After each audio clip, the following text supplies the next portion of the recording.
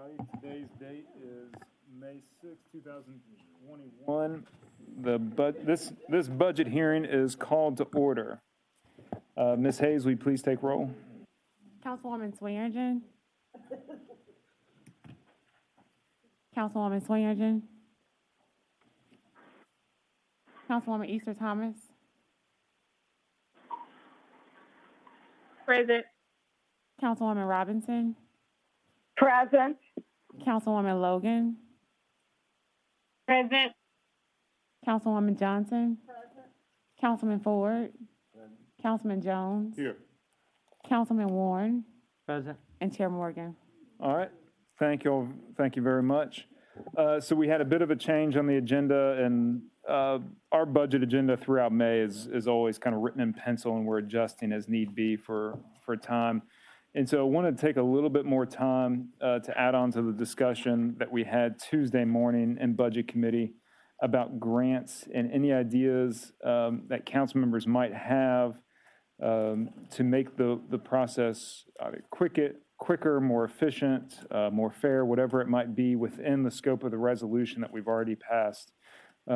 As of now, we have 119 grantees that were selected by council members, and that totals over $6.1 million in grant requests. So we had a process where everybody that wanted to submit had an opportunity to for a month. We extended the deadline to Sunday at noon. We received over 150 applications. We made sure that the applications were valid and that they turned in everything that was requested by council resolution.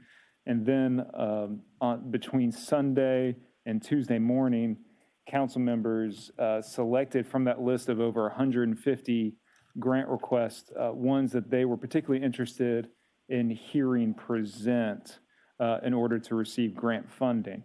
But now we are faced with the logistical challenge of having 119 on that list, and the sheer amount of time it would take to go through each of them, I think is going to be a very heavy lift for this council and for staff between now and budget. And we still will need to contact them, to schedule them, and to hear them. And so before we take that next step of contacting and scheduling, just want to give this body one last chance if we can find a consensus of a quicker way, a more efficient way to do this. So there are at least 3 ideas that I've heard. One was what Councilman Jones suggested about just kind of approving everybody under 15,000 and then looking at everybody from 15 to 25,000 and having a conversation about that, maybe having them be approved as well. And then we would hear from the remainders of the grantees. One idea also was to have council members, so say you had nonprofit ABC and they were only requesting $30,000 and you knew that you wanted to fill the entirety of that $30,000 grant request, that we would go ahead and submit those in and then look at the list of nonprofits that were going to get their entire grant requests filled by council members or knew that they were going to do that, and that we would be able to approve them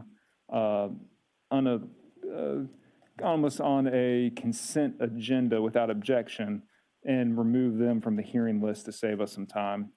And then the third idea is that we would go ahead and make our grant allocation suggestions. As a council, each council member allocating $200,000 and submitting those and maybe foregoing the hearing process altogether.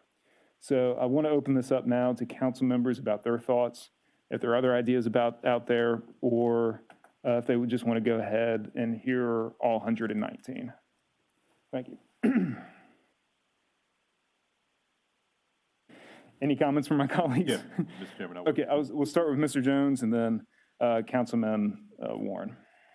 Thank you, Mr. Chairman. I've asked Ms. Hayes to resend this spreadsheet as a spreadsheet so we can sort of sort and prioritize them again. And I would go back to that initial suggestion that we go ahead and look at those that have a grant a requested amount of $15,000 or less and to not exceed 30%, that we, just as a body, we approve those. I don't know what that number is right now. Once I am able to manipulate the numbers, I'll have a better idea. But I think that that would be a way for us to eliminate some of the smaller grants. You know, as we look at this sheet here, there's a request here for $6,500, and this, you know, this organization. Here's another one for $7,500. So I just see it as a way for us to eliminate some of the smaller grants without having to hear those. Councilman Warren? I think if we do that, it might be good to only hear the ones that are new, the ones that we heard last year and approved. In that category, I agree with Councilman Jones. That's a good move. I think that what really helped me last year was when I saw everyone put down who they wanted to fund, and then we were able to go back and forth and make sure that we funded, that everything got funded the way we wanted it to get funded. So it's a little combination of getting these out of the way may speed the second part of it up somewhat. I'm not sure exactly how that works if we decide we're going to fund everything, because you and I both may want to fund one thing completely, and we both do it. Now we've got to back up again. So I don't know if that's a good idea or how that would function. That because if we have 4 people completely funding one project that's $30,000, we're definitely going to have to come back and figure out how we fix it. Correct, and I think that would be my preference, would be to go ahead and have council members submit, because to be honest, I've been doing this. This is the 6th year. I know some council members have been doing it less, but even before any of us got on council, we were involved in the communities that we represent. We're familiar with a lot of nonprofits, and there are more that we still would love to get to know and see. But maybe the council budget process isn't the best time to kind of do the touring and the learning about everything that's out there in the community. That might be the other 11 months out of the year. So I think my preference for the process, and it'd still be within the keeping of the resolution, that we would go ahead and submit a list of recommendations up to $200,000. If there are things you're unsure about and you do want to hear some people present and compete for your unallocated funding, we could do that, but I think it'd be a much reduced list. And we will be able to compare what council members have submitted and make sure that there's not an organization that requested $30,000 and they have now received $90,000 in allocations. We can go back to council members like we did last year and give them an opportunity to reallocate to a different organization. I think that would be in keeping with the resolution. I think it would be fair, and I think it would be a lot cleaner and easier for us as a group. But I am interested in hearing the will of the body on this. Well, we'll go to Councilwoman Johnson, then back to you, Mr. Jones. Councilman Jones. Thank you, Chair. I think I agree with you, Chair, in reference to letting everyone submit their amount that they would like to give to the grant applicants. And then once we have them all in, then we determine how many are under 15,000 or 20,000 and decide which of those we actually want to hear and eliminate the necessary hearing in that situation. So I support, as long as everybody gets an opportunity to give their entire $200,000. Thank you. Thank you, Councilman. Councilman Jones? My objection to that is there could be some organizations that are in your district or in your districts, plural, that I may not have an opportunity to visit. But it doesn't mean that I wouldn't find them once they come before this body, that I wouldn't find them to be a worthy organization to fund. But their only opportunity to come into contact with me would be coming before all of us and all of us hearing this. You know, couple of years ago, a council member gave his entire allocation to the University of Memphis. Now, I didn't, the body agreed to that, but I don't think that that's how this program was designed to do. Each one of us could theoretically say, pick one organization and they get the lion's share of this, and we would leave out an entire group. And I still go back to the standpoint of the council. I don't operate as an individual on this body. I operate as one of 13. And when we have an organization to come here before all of us, it's not my favorite. It's what the council deems as worthy organizations. We do it as a council, we do it as a body. We may be elected individually, but when we serve up here, we're just one of 13. And having that process where the council does it, and you know, to be honest with you, it gives us some cover. If somebody says that you didn't give me this, I asked for it. The council did it, not us individually. So from that standpoint, I would think that it would be the council's responsibility. Nobody can point a finger at Jones or Warren or Johnson to say that you didn't give me the money that I requested and I helped you with this. The council did it. If the council didn't deem it necessary or your organization worthy of getting that entire amount, the council did it. We are a council. We're not 13 individuals when we sit up here. Thank you, Councilman Jones. Go to Councilman Johnson, then Councilman Warren. Chair, I'm a little confused. Is Councilman Jones now recommending that we hear from everybody? No. We whittle it down, but we have some criteria saying, Okay, yeah, that's all I'm saying. I But wanted to- to make sure we agreeing no. on the same subject matter, that we will, once everybody submits their dollar amounts, that we then will whittle it down But- based on that. Under that method, though, I can say XYZ organization gets 200,000. Now, and we have acted and we've given deference to individual council members in the past, but I don't think that this program was designed for a council member to pick favorites as an individual. But that's what we would be doing by doing that, as opposed to the council. Yeah, it was a lengthy process, but the council deemed it worthy. Now, we can go through and, you know, from the standpoint, I think now it would be a different list, maybe a different amount here. But when I first came up with it, it may have been 800,000. So we take that 800,000 from that 2.6 total, and the remainder, we're dividing it like that. But it's still doing it where we submit our list. It's still the council member picking favorites as opposed to the council body doing this. And I think that goes away from the way that I originally thought that we were going to do this. And like I said, I don't have a problem making a decision and saying, hey,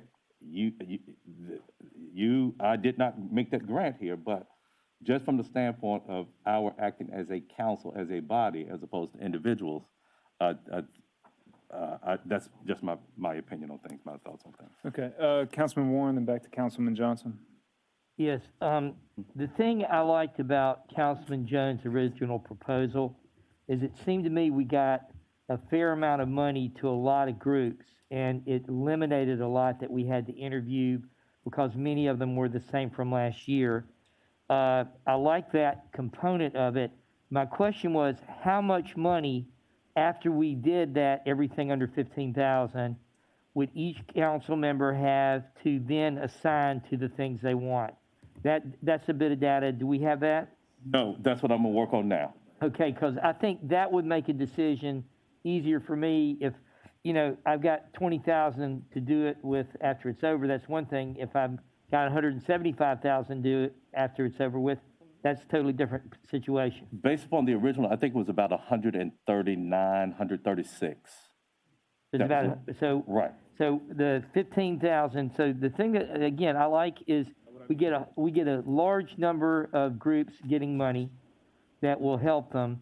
And then we can target money with the final 2/3 of our, or 3/5 of our budget and target them. So I think it's still a good idea, and I would support doing that hybrid, but I still need to hear from my colleagues. Thank you. All right. Thank you, Councilman Johnson. Thank you, Chair.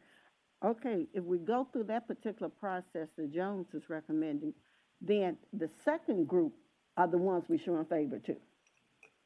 So it's still a process. A choice has to be made. You cannot get around it either way you look at it. So I'm back to, and I'm strongly emphasizing, I would like to retain the right to assign my 200,000 the way that I so feel is best for the community for Super District 8. Thank you, Chair. Yeah, thank you, Councilman Johnson. And I don't think we can remove the council, whether it's an individual or a body, in terms of picking favorites. We can call it favorites, we can call most deserving, whatever adjective we use. But if we're involved in the process, we're the ones making the selection. And we're just going to have to own it one way or the other.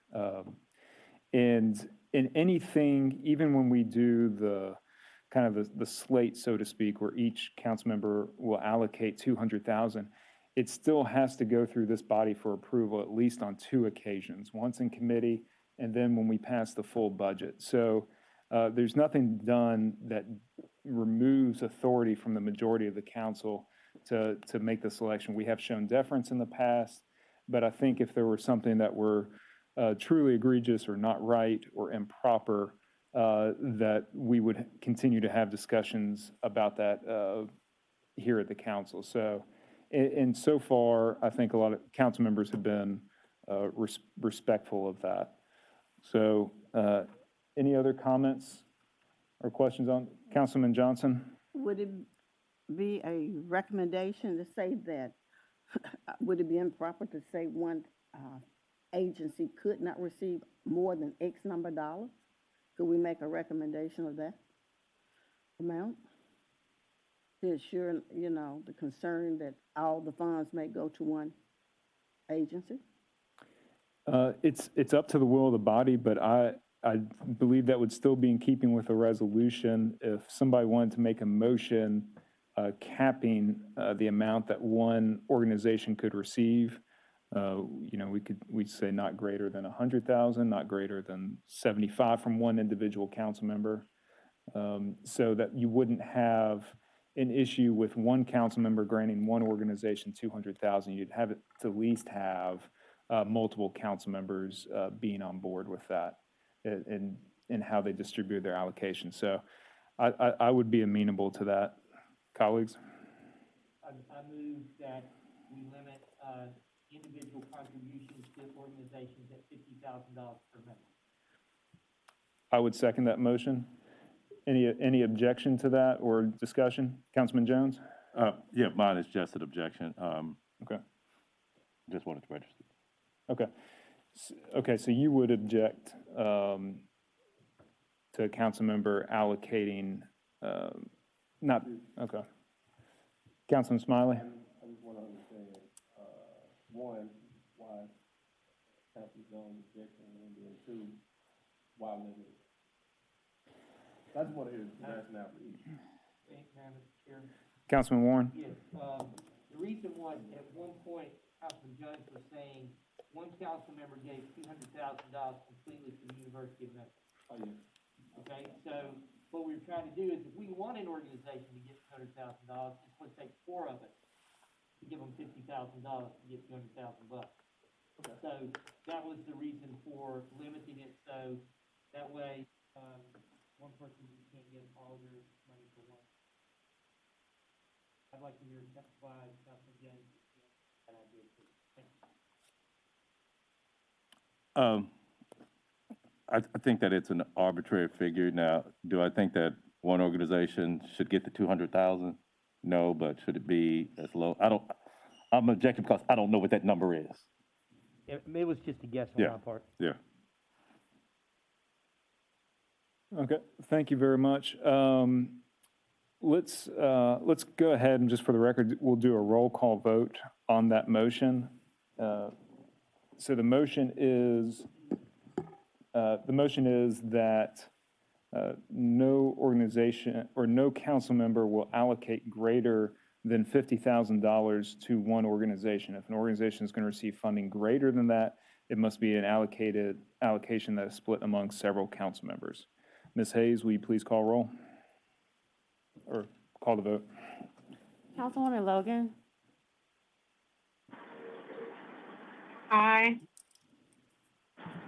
Councilwoman Robinson, Aye. Councilwoman Easter Thomas,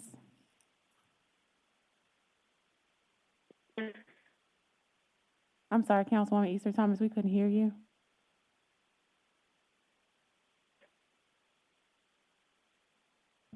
Councilwoman Swearengin, Councilman Warren, Aye. Councilman Covett, Councilman Smiley, Councilwoman Johnson, Councilman Ford. Yes. Can you hear me? I can, thank you. Can Councilman you Ford, hear me now? we got your vote, thank you. Councilman Jones No. and Chair Morgan. Chair votes yes. So that recommendation by the council does pass. Now, to kind of the main issue of allocation of funds, it's been my recommendation that we go ahead and allocate pre-hearing and try to do it relatively soon, because again, if there are organizations that need to be heard from, we're going to have to contact them, we're going to have to schedule them. We have time to do that on the hearing schedule, but I'd prefer if we could, I guess, not have to rearrange it again, but if we have to, we will, up to the will of the body. So it would be my preference and my motion now for council members to go ahead and submit their allocation request totals to Ms. Hayes by Monday at noon. Is there a second to that motion? Second. Okay. Yes. So essentially what we're doing is going through the list, signing numbers, and give it to our analysts and put together. And then No presentation? prior to the presentations, and I think as we were going back to, if a council member has a major concern, and I would really put it almost in the more the red flag category than the Just want to hear it. wanting to hear them, wanting to get to know them better, then I think we can recommend a presentation and a conversation and engage with that organization. Okay, so.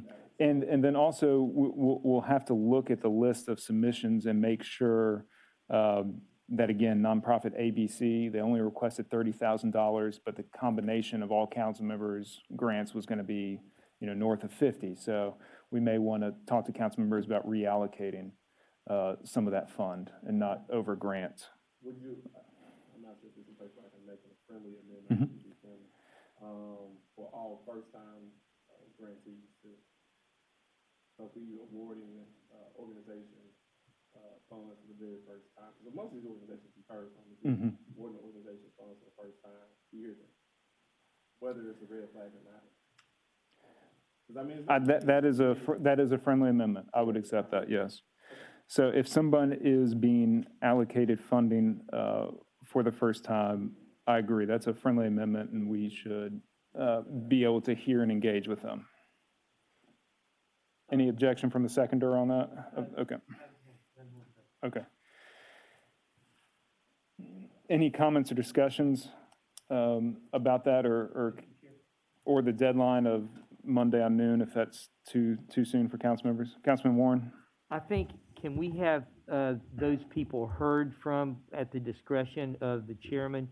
Because if we have 70 or 80 of them, it may be that we may want to give you the ability to weed them out and ask us about them to see if there's any specifics, just based on time. I will say that would cut down the list enough. There are a lot of people of the 119 that have received funding from the council before. So, yeah, I would say it almost looks 70% or more. So I think we will now have certainly the time and the energy and ability to hear from any of the new ones that receive allocations. Mr. Chairman. Councilman Jones? So just looking at those, and there's still some that I haven't gone through to essentially say if their request exceeds that 30%, but those that are 15,000 or less, that's just 250,000. Looking at those that are between 15,000 and 25,000, and not looking at if they've received grants before, that total is 600,000.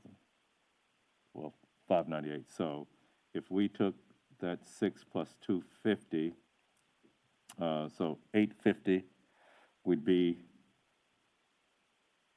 2.6.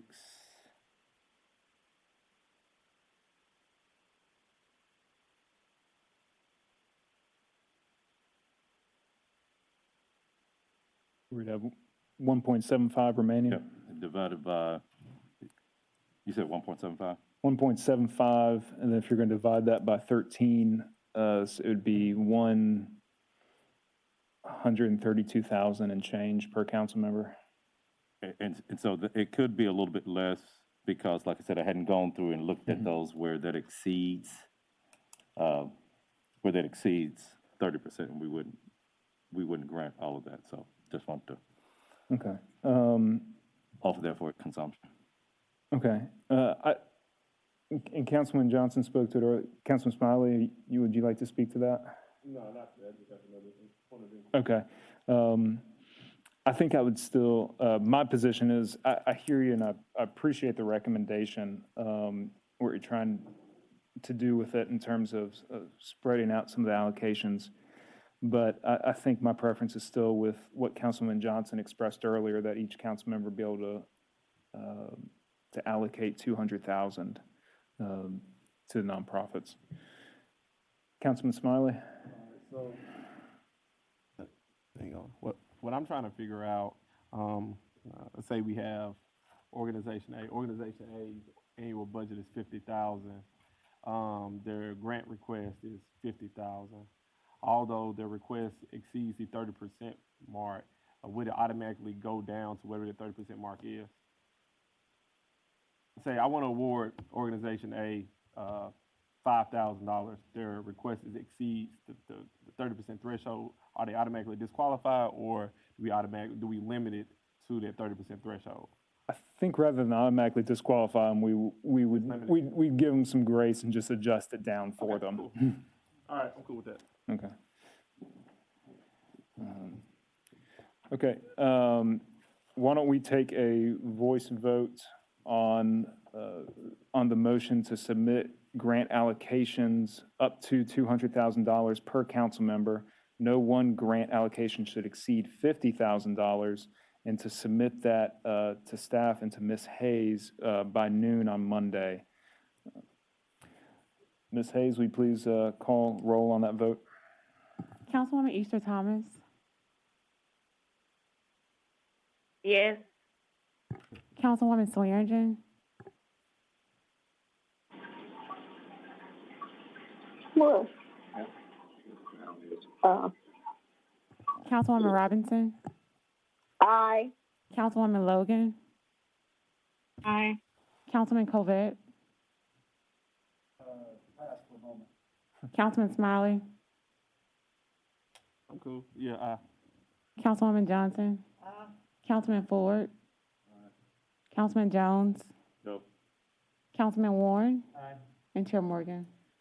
Aye. That motion does pass. Councilman Colvett, show him as a yes as well. That motion does pass. So council members, please, we will contact the council members that were not present for the vote or discussion and let them know the plan.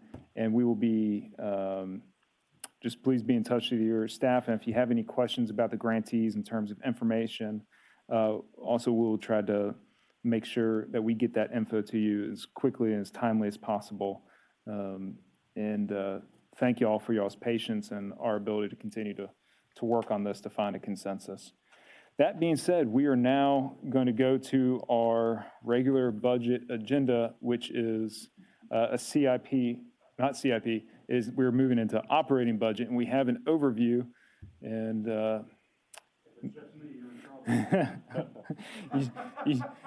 you sure it's us that's in trouble, or? Mayor Strickland is here to present. Would you like to wait for Chief Ford? If you don't mind. Okay, let's, While I've got a second, I was gonna say, I took another tour of the Ben Hooks Job Corps. If you've not been to the Nice. Vice President's husband was in town. That's the third time I've been there, but they job training, free. They have a dorm, so you can live there. A food plan, they teach you carpentry, forklift driving, their placement rate. You need to go to Right at 100%. It's an incredible facility. huge. Where is it? Airway, off of Airway. It's like, It's in District 3. That's the general area. I forgot the name of the street, but you can see it from the main street. a huge campus. What did that used to be? Was it Memphis Prep? It was a high school, right? Oh, I'm sorry, is this your?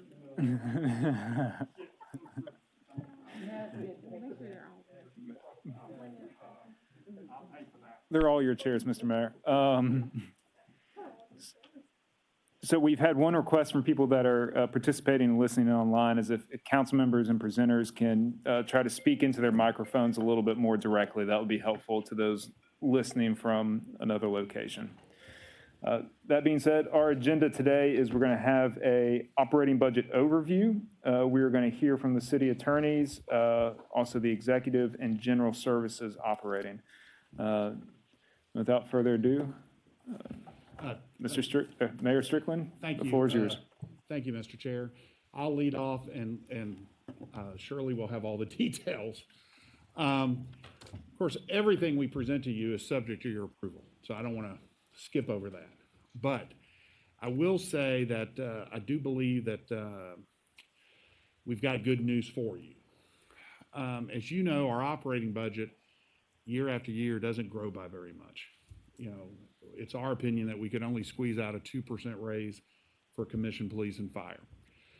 But we had two other sources of money that we've worked with many of the associations and have come to, I think, an agreement with most, but not all, that we'll use the federal money, which is the American Rescue Plan that was just passed this year. And I think I said in my budget address, we'd use 16 million of that for bonuses. I think there's a more technical term than that, but just one-time payments. What we propose to do is 9% to non-police and fire. I'm looking to make sure I'm doing this right. And 1% to police and fire. No, just 9%, 9% to everyone who's not getting the 2% raise. So they get 9% bonus. And the part-time employees get some amount, 1,000, 1,600 each. Then another pot of money, the public safety sales tax. As you know, we use some of that money to strengthen the insurance benefits of police and fire. And through an agreement with both associations, we're going to put X number of dollars, I'll tell you how many dollars, X number of dollars from the sales tax into their health insurance, which actually frees up X number of dollars in the operating budget that we're proposing to give a 9% bonus to police and fire. And then for this year, and then for years 2 and 3, 9% each year as a retention bonus if they sign an agreement to stay. I will preface all this and we'll present it more detail to you. We are losing police officers at a higher pace than in the last 3 or 4 years through retirements or other reasons. If you'll recall, before the benefit changes in 2014, we were losing between 100 and 110 police officers every year. The year or two of the benefit changes, that got up to 180 per year. We've worked it down through working with y'all with pay increases down to about 125. We're on pace this year to go well above 125. We'll give you all that detail. I just wanted to give you a broad overview that I think with these other sources of money, we can reward the non-police and fire employees who did not get raises this current year and for next year, but they'll get a nice one-time payment. And we also have a road ahead to retain more police officers and firefighters with the public safety referendum. So I'm sure Shirley's probably got the figures there, but I thought it was great news, and most all the associations are in agreement. What did I mess up? But I just want to come down and tell you all that. Appreciate you. We know that y'all will spend a couple months going through all those figures. I just want to tell you the broad overview, and I appreciate your all's role and respect that role. Okay. Thank you. And before we go to the detailed overview, any comments or questions on what the mayor just presented from council members?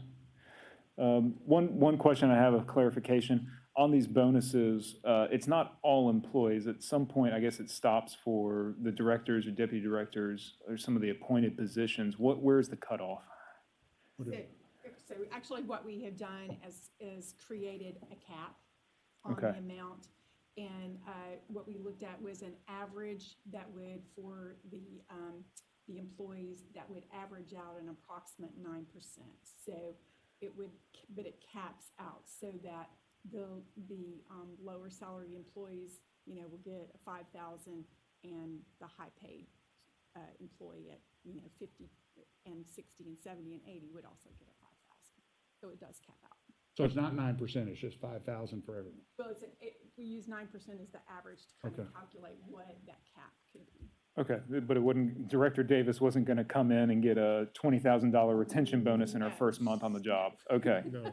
All right, just clarifying. No. Okay, thank you all. Councilman Johnson? Yes, thank you again. I'm gonna make the assumption, we're gonna go into detail later, right? So I'm gonna hold my questions. Thank you. Mr. Mayor, thank you very much. Thank y'all very much. Thank you. Take care. All right. I had a question, Councilwoman Robinson. Don't leave, Mayor. Have we found any money for our retirees? No, ma'am. The federal money, the American Rescue Plan, does not allow payments from their funds to retirees. And it's our position that the sales tax referendum does not either. So it's our position that would have to come out of operating funds, which is our tightest of all the money. And I think what we were looking at, any kind of COLA or something for our retirees would run in the $1 to $2 million range. And to clarify for council members that will have questions about the restrictions or how the money can be spent, we are going to have the state comptroller come in on May 17th to present to the council about those restrictions, and we'll have a good opportunity to engage with them about the federal money and laws. What date did you say? May 17th. Okay. I believe they're meeting with you earlier that day, and then they're going to come present to council at 3:30. Okay. All right. Any other comments or questions? Again, thank you very much, Mr. Mayor. Sir.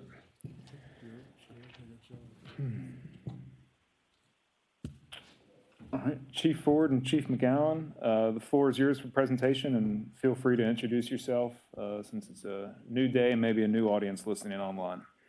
Thank you. Thank you, Council. Appreciate the opportunity to be with here. Budget Chairman Morgan, thank you, and all of the members of the committee as a whole. Thank you for the opportunity to be here with you this afternoon to provide you this overview of the proposed fiscal year 2022 general fund operating budget for the city of Memphis. And as the mayor shared with you on April 20th, this proposed budget has been established with the intent of stabilization. Stabilization as we continue to navigate the pandemic and the impact on our state, our community, and our city.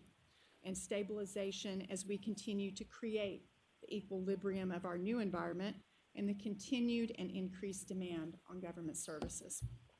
So as we come to the close of our first full year of operations in a pandemic environment, we can seek to frame this crisis as an opportunity. And that is an opportunity to evaluate events and to use the information gained and learned that can be used to break free of past practices. We were tasked with a new look at emergency management processes, going beyond the ability to work remotely to the need of working remotely. An expedited need for the development of new and efficient electronic processes to replace our on-site and paper-based practices, just to name a few. Our city has shifted in many ways to address the complexities of our current environment, and during the division presentations, you will hear and see how operating in a crisis has impacted operational processes and financial outcomes for our city. Mayor Strickland has proposed to you an FY22 operating budget of $716 million.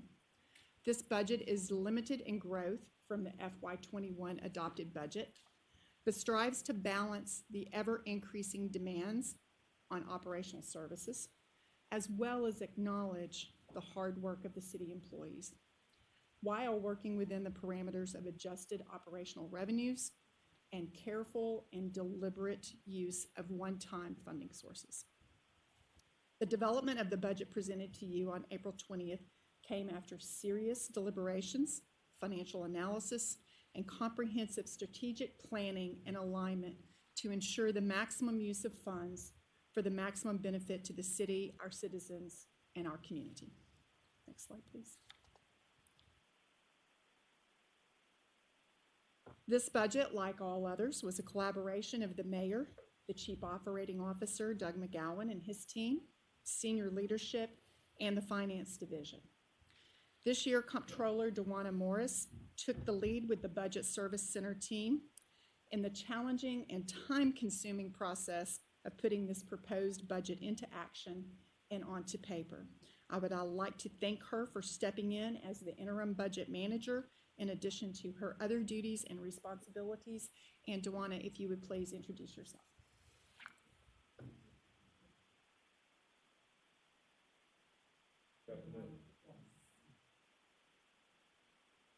So thank you, Comptroller Morris. In addition, the analysts on her team, Anita Taylor, Peggy Smith-Porter, Denise Ware, and Donnie Gladney. Next slide. So early in the development of the budget, the mayor shared his guiding principles as the benchmark for his assessment. Obviously, the very first thing that we look at is the pension actuarially determined contribution and the impact that has on our current year. We look at our core operating priorities and our mission critical initiatives, combined with his directives to minimize increase in expenditures, produce a budget with consideration of a recertified tax rate, no reduction in workforce, an operational increase of 2% for commissioned police, dispatchers, firefighters, and EMTs, and a methodology for providing premium pay from the American Rescue Plan Act for all other employees. Next slide. So slide 4 provides the summary of the FY22 proposed operating budget in comparison to the FY21 adopted budget. We will review some of those highlights in the slides to follow, but please know that a more in-depth comparison will be provided to you during the division operating budget presentations. So as you can see, there is a very limited growth in the revenue items that we are presenting and proposing to you. And we will talk specifically about those one-time funding sources that have been used to balance the budget for FY22. Next slide. So some of the highlights of the general fund revenues. The proposed revenue budget takes into consideration the lingering impacts of the COVID-19 pandemic. And while some revenue line items are projected with an increase, others are being complemented by revenue replacement from the American Rescue Plan Act, or ARPA. You've heard us talk several times in the last 2 quarter updates about the change that is happening in our sales tax. So the local sales tax category, which is the first large revenue category, is budgeted for $40 million, or an almost 9% increase. This category includes property tax, local sales tax, franchise tax, business tax, and beer sales tax. And although property taxes are budgeted to be basically flat, the local sales tax continues to trend high and are expected to be 40% over FY20 adopted budget and 10% above FY20 actuals. In our next category of state taxes, this is budgeted to be an increase of $16 million, or 32%. This category includes state sales tax, state shared beer tax, alcoholic beverage tax, and state special petroleum product tax. And while the state hall tax is completely phased out, the increase in this category of revenue is driven by the upward trend in the state sales tax. In our next big category, fines and forfeitures, this is budgeted flat to the FY21 adopted budget. However, I will note that FY21 is significantly down from the adopted budget, which was driven by a decrease in revenues in court fees, court costs, and fines and forfeitures due to the closure of the courts. The FY22 category budget includes $3 million in revenue replacement from ARPA. In our other large category, which is charges for services, this is slightly down from the FY21 adopted by $2.5 million, or 7%. However, again, FY21 is trending down from the adopted budget. The decreases are primarily driven by the ambulance services in an amount of $3 million, and by concessions, where we over budgeted on concessions by approximately $1.7 million. This category also includes $5.2 million in revenue replacement from ARPA. Other material revenue lines budgeted for FY22 also include a $3 million decrease in revenue due to the expiration of the SAFER grant revenue in the fire division.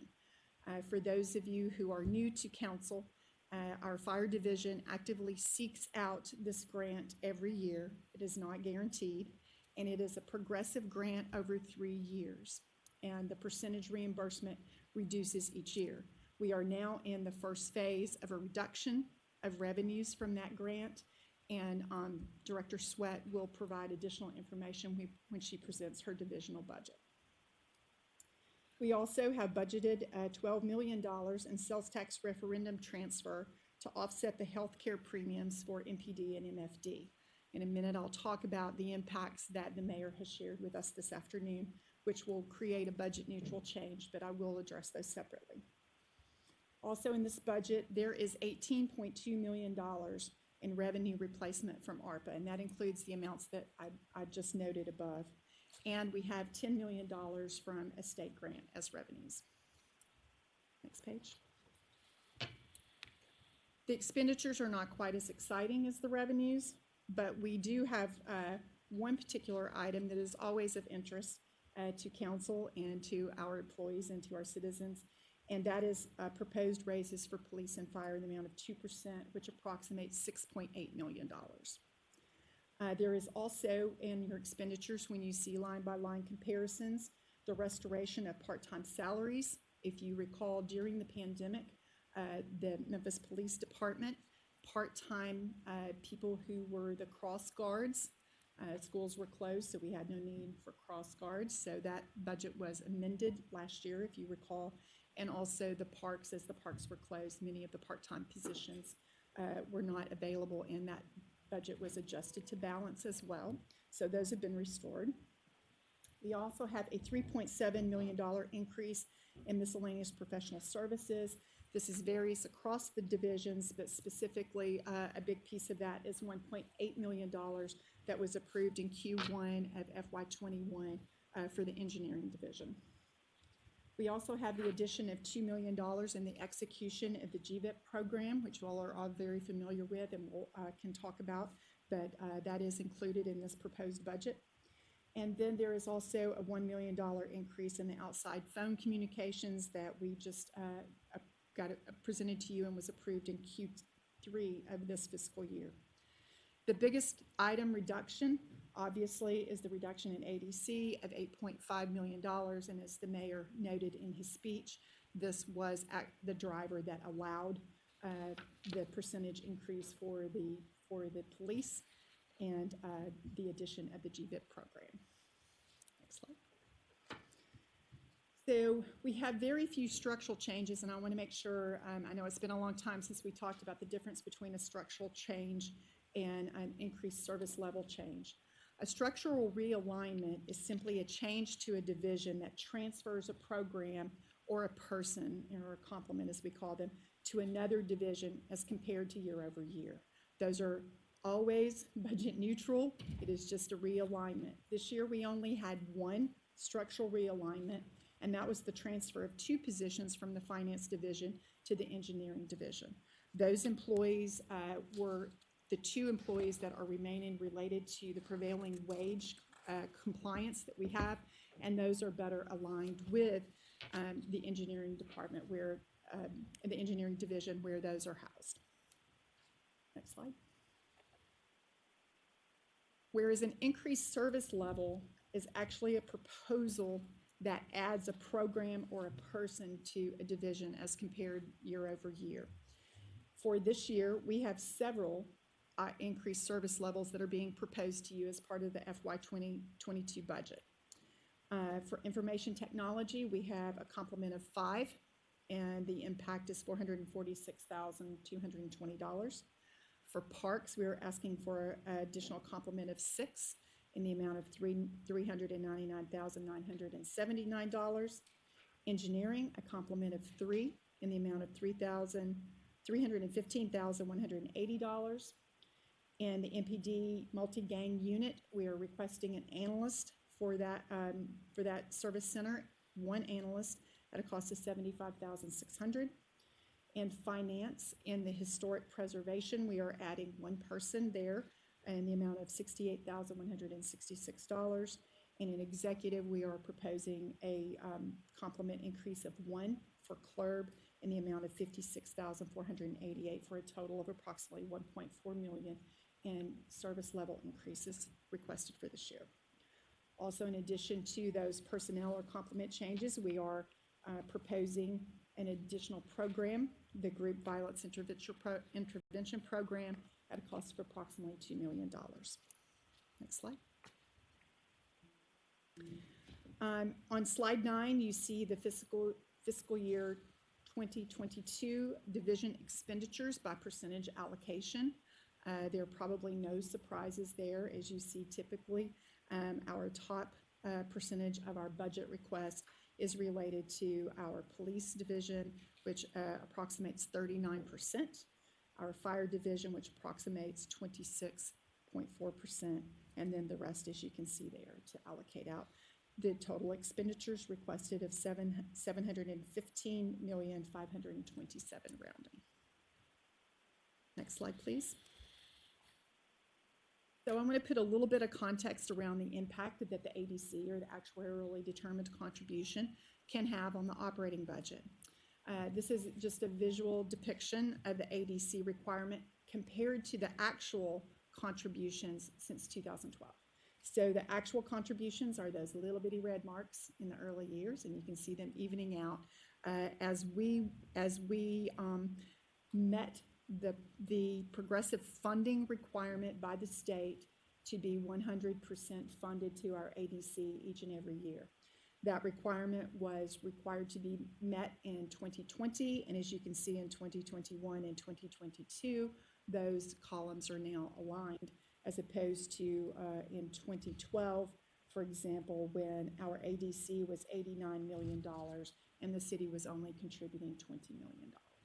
So I just wanted to give you some impact on that. Again, as noted, the ADC is decreasing this year. The ADC funding for FY22 is $52.2 million. That is a $9.3 million reduction over the FY21 funding requirements for all funds. That includes all funds. Next slide, please. So now the fun stuff to talk about, right? So we had a couple of the mayor dropped some exciting news on us, but we have to take care of a couple of things first. We need to talk just a little bit about the American Rescue Plan Act of 2021. In my Q3 proposal, I gave you a little bit of information about that, but during the mayor's presentation, he briefed you on the proposed usage, and again just now, of some of the American Rescue Plan Act or ARPA funds, which is included in the allocation of approximately $18 million in revenue replacement in the general fund for FY22. And again, to point out, without the utilization of those funds, we would have been forced to make some material cuts to the proposed budget as it stands. And also, an important note is an administrative amendment to the general fund that the mayor just shared with us is the proposed allocation of funds from the 2019 Sales Tax Referendum Special Revenue Fund. I would like to talk about each one of those in briefly. Next slide, please. So slide 12 gives you the proposed allocation of the ARPA funds. As you recall, the funds are going to be distributed to the city in two tranches of the approximate same values. The amount right now is still estimated at $168 million. So that means in FY21, we should receive approximately $84 million if we receive the max, and in FY22, another 84 if we receive the max. We talked about the revenue replacement for FY22. We were also able to go back and look at FY21 budget and compare revenue replacement for FY21. And just a quick, I know we kind of talked about this in the Q3, but just so you will know, we are required to go back and compare revenues to our last pre-pandemic fiscal year, which was FY19.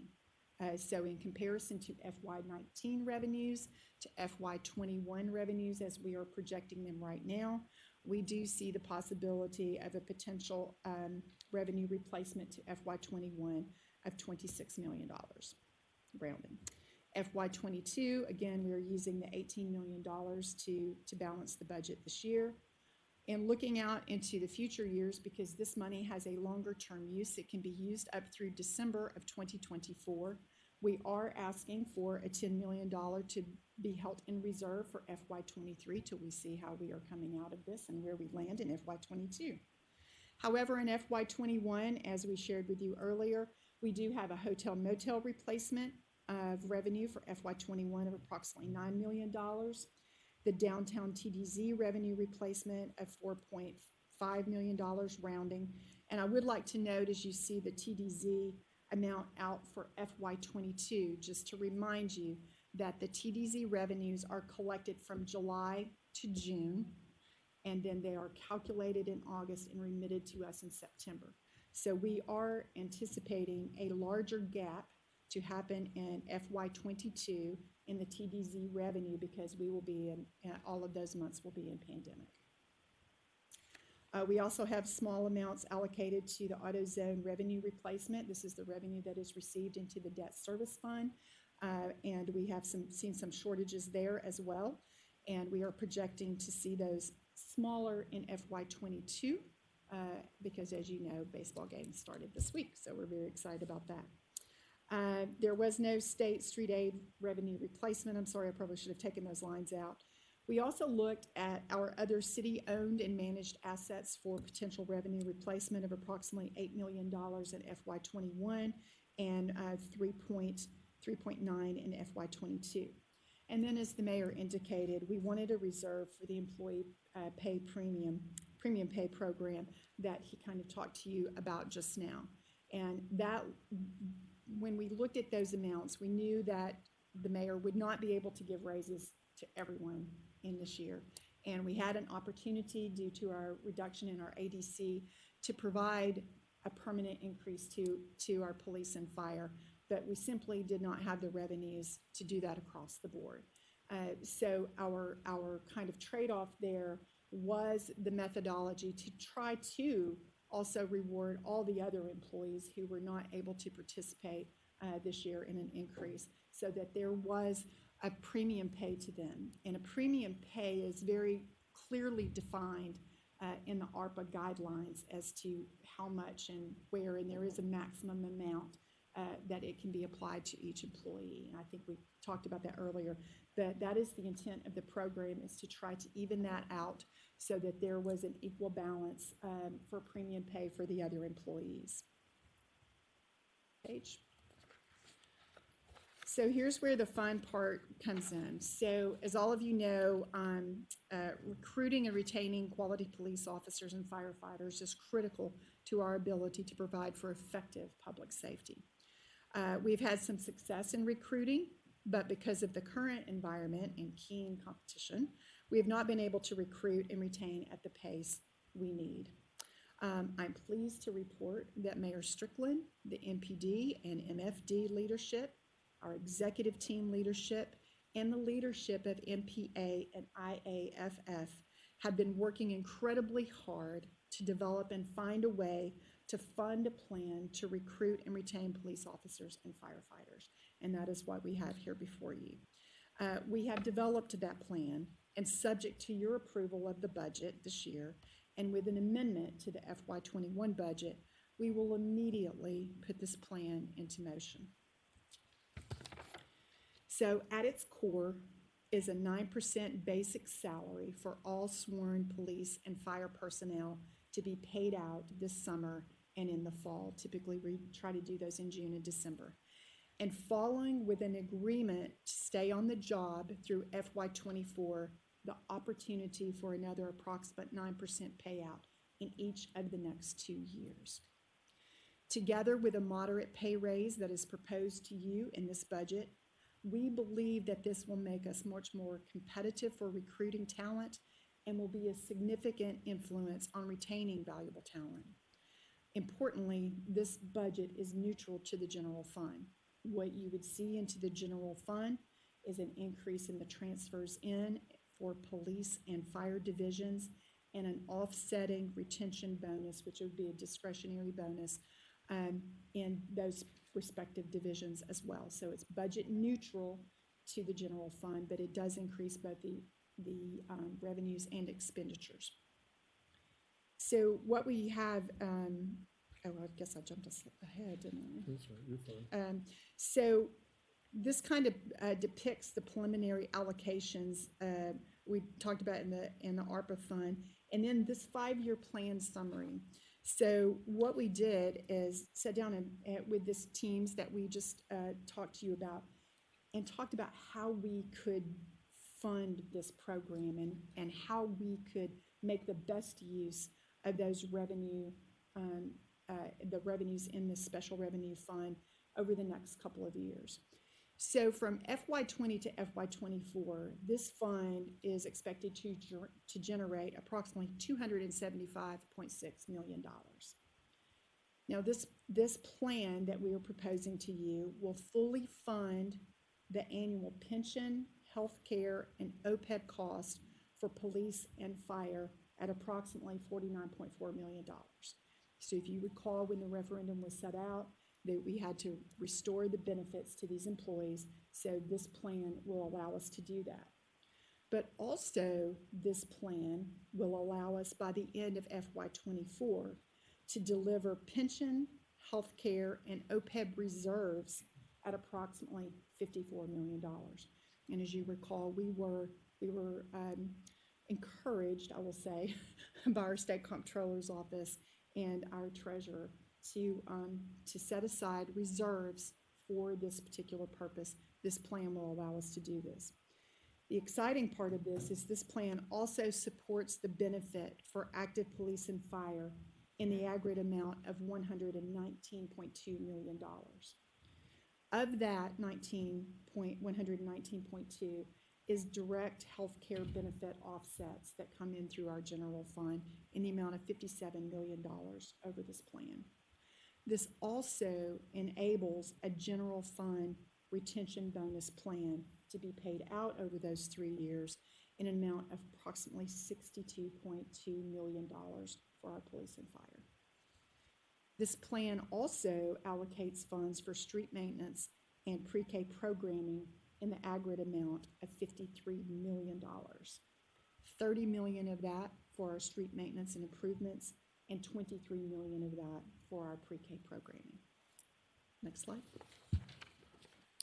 So what does that mean for the budget impacts? Did I do that? Yeah, you did. Okay. Yeah, I was like, it looks different up there. For the FY21 sales tax referendum fund, they will allocate an additional $17 million to the general fund as an offset, enabling that retention bonus to be paid out to active MPD and MFD category employees. This is budget fund neutral. It is a transfer in from the sales tax referendum fund into the general fund that allows for this budget. So you would see for this bonus. For FY22 through FY24, the sales tax referendum special revenue fund will allocate an additional $15 million to the general fund, enabling a retention bonus to be paid out to active MPD and MFD category employees. Again, this is budget neutral. Now, I will note in our FY22 budget, you do see amounts for the healthcare offset. This is in addition to that healthcare offset. This is specifically enabling us to provide these bonuses. This plan enables an estimated $62 million retention bonus program for police and firefighters to be paid out over the next 3 years, which approximates a 9%, 9%, 9% increase each year for those employees. Next page. So one of the other things that we always talk about is, what does our healthcare look like? And you can see from this chart, there's been a little bit of up and down. Interestingly, in FY21, our estimate is basically kind of flat. And what we are finding is that during the pandemic, our claims decreased. Either people were not going to the doctor, they were not doing elective surgeries, they were not doing certain things that would have caused claims. We are starting to see an uptick now in April and so far into May. So we do anticipate that that's going to be leveled out. So for FY22, there is no change to our health care premiums for our employees. Next slide. Also of great importance is the unassigned fund balance. We talk about this a lot, and it's important to our budget, and it's important to our overall bond rating and our financial stability and structure. You will see in FY20, we are sitting at just below $80 million. And there are I'm going to put some pins in that because it depends on how much revenue replacement we will be able to recognize in FY21, which could have an impact on our unassigned fund balance in a positive way. So right now, without the revenue replacement, without all of the revenue replacement, we are budgeting to come in somewhat flat. And if you recall, in our FY21 budget, at one point we were estimating to use about $39 million of our unassigned fund balance. We have recouped most of that through our sales tax revenue in FY21. So we're kind of basically flat right now. So that's why those say estimates for FY21. I just wanted to put that in there for you. Next slide.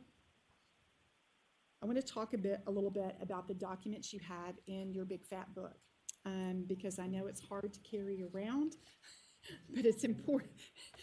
But it is important because we'll probably talk about it back and forth as we go through these division presentations. But I just wanted to tell you the general fund revenue category by summary is on page 1 of your book. Your general fund expenditure category by summary is on page 6. The fund expenditures by division is on page 12. And then the general fund division information begins on page 13, and our other funds pick up on page 171. So just specifically, as we go through these, we may direct you. So if you don't have your book, we can kind of help you with the numbers there, but I just will direct you to those if there are specific questions about line categories for year over years. So we just kind of want to get that out there for you. Next slide.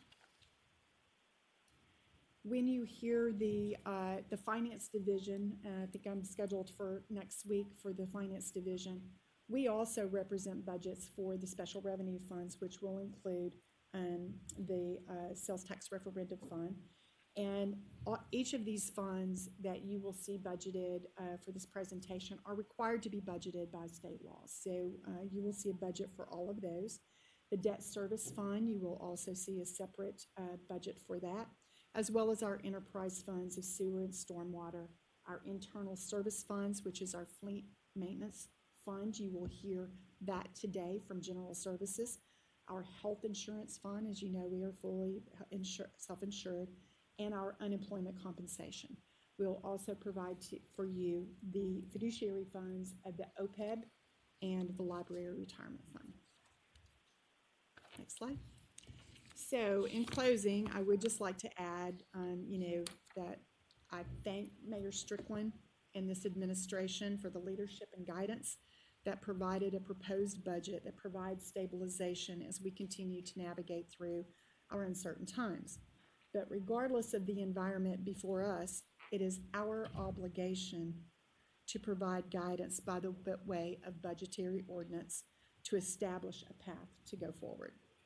The decision-making environment must ensure that the steps taken to reach a short-term balanced budget in the time of uncertainties is consistent with building a strong financial foundation that will endure over the long term. So as the divisions bring to you their proposed FY22 operating budget for your review, your consideration, and approval, we thank you for your time, your resources, and your commitment to continuing to work together for the benefit and betterment of our city, our community, and our citizens. So due to the late timing of the agreement related to what is surely an extraordinary financial incentive for recruitment and retainment, the presentations of the fire and police divisions have not been altered from your proposed books. During the presentations by both fire and police, I will remind council of the amendment that we are proposing to you for these bonuses. And for our budget wrap-up meeting, I will incorporate the administration budget neutral impacts of the sales tax referendum to our fund summaries as we wrap up. So at this time, I would like to yield the floor to my partner, Chief McGowan, for any additional comments and or discussion for our overview. Thank you. Nothing additional to offer. Great job, Shirley. Thank you. All right, comments or questions from council members? Councilman Carlisle, then Johnson, then Smiley, and then Jones. I'm pretty sure Carlisle will ask my question at some point. Do I need to get off the book? No, you're good. I mean, I have a bunch. Thank you. And council members, remember to use the microphones, please. Yes, I have several. I appreciate the presentation. I think probably today there's a lot to digest that is in here.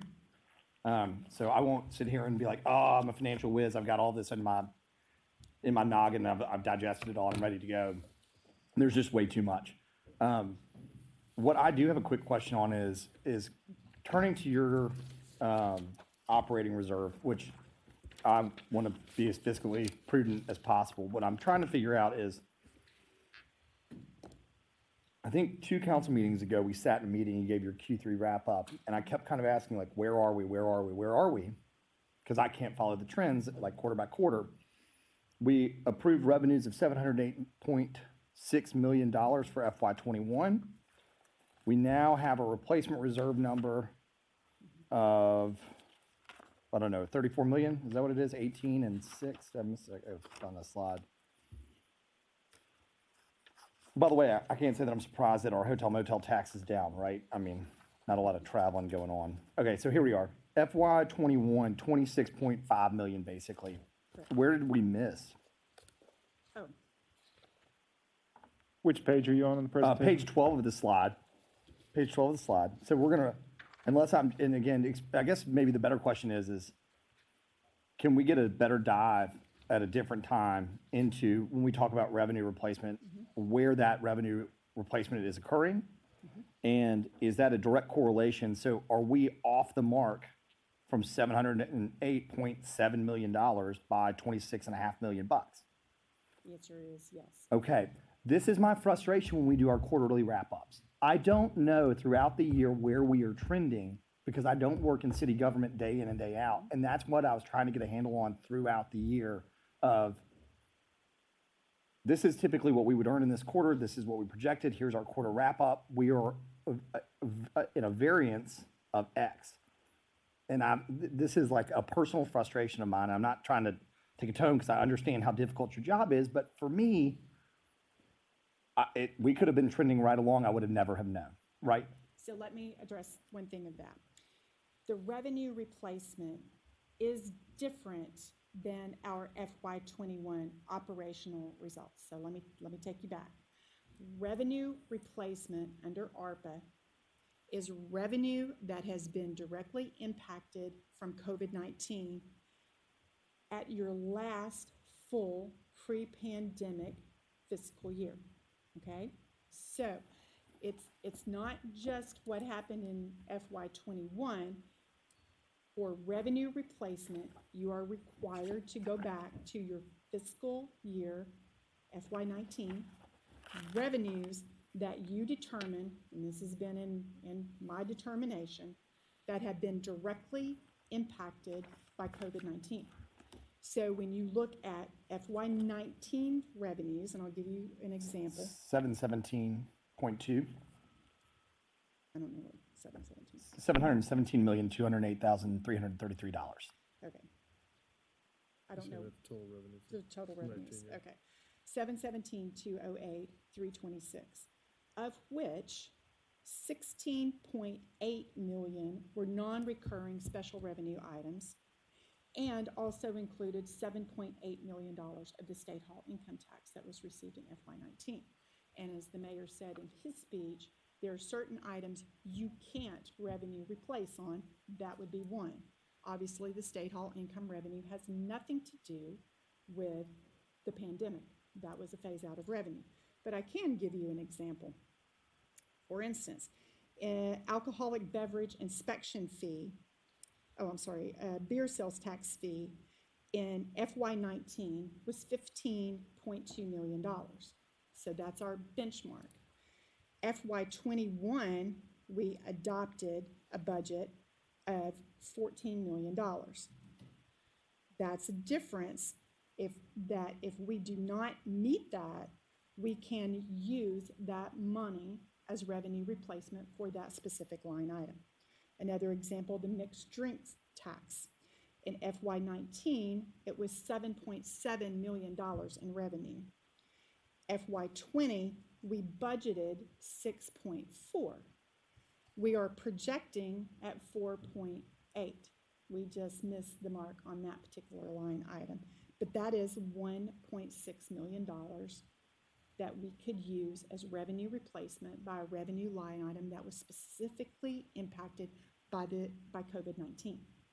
So in each one of these areas, I have gone through and compared our FY21 projected to our FY19 final to come up to the $26 million that I am saying could be used as revenue replacement out of our ARPA funds for FY21. We get to bring those into FY21, even though they may not be directly impactful to our budget of FY21. So you have an adopted budget and projection, but the revenue replacement may not just be the difference between those. It is the difference between where we think we're going to end and FY19 revenue for those specific line items. Does that kind of help? That definitely clarifies, basically line by line from FY19, what we've lost between FY19 and the wrap up of this year and even potentially through next year. Right. Okay. and again, this is why I think we got to keep moving here. This is why this, for me, will need a deeper dive. It's got it. So now where and how is that money being spent within the budget as a supplement, so to speak? And then we have the TDZ, the motel revenue and AutoZone is very easy to follow city-owned asset, and the employee pay is easy to follow for me, right? Because they are buckets, so to speak. Yes. The general fund replacements, not as much for me. And then there's several others, but based on the fact that, when's our next group? 5 minutes? Yeah, I'm gonna yield the floor. I'll get with you guys before wrap up. Okay, thank you. We've got quite a few members in the queue. Councilman Johnson?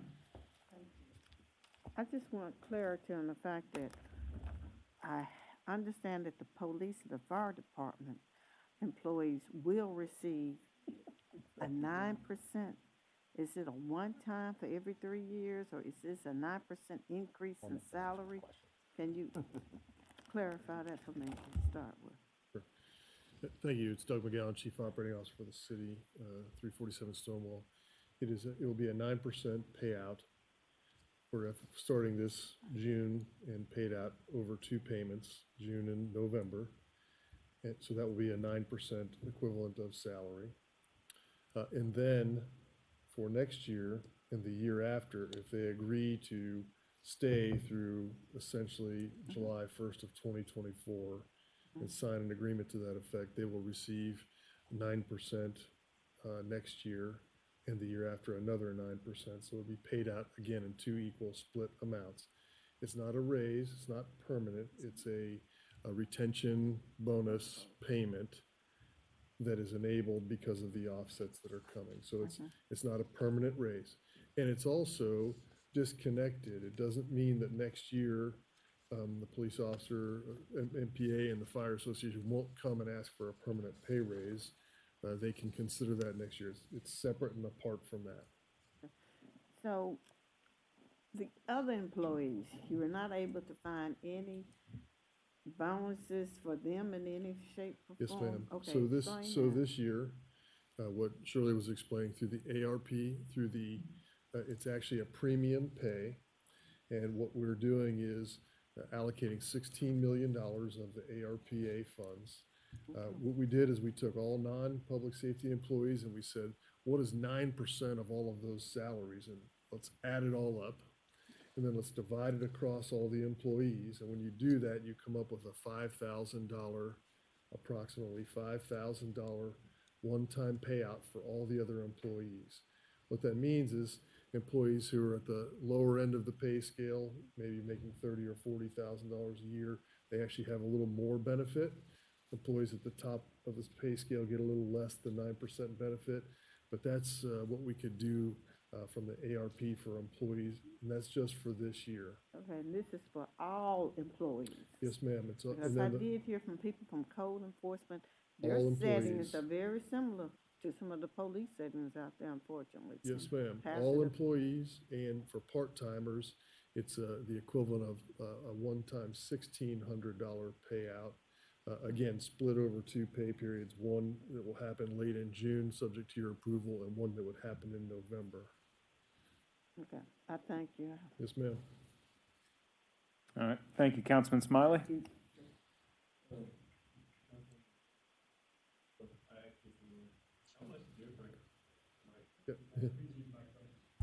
Thank you. How much different is, your proposal in addition to the additional 9% than what the police are asking for? So, so we developed this in partnership with the Memphis Police Association and the International Association of Firefighters. So we are all in agreement with this plan.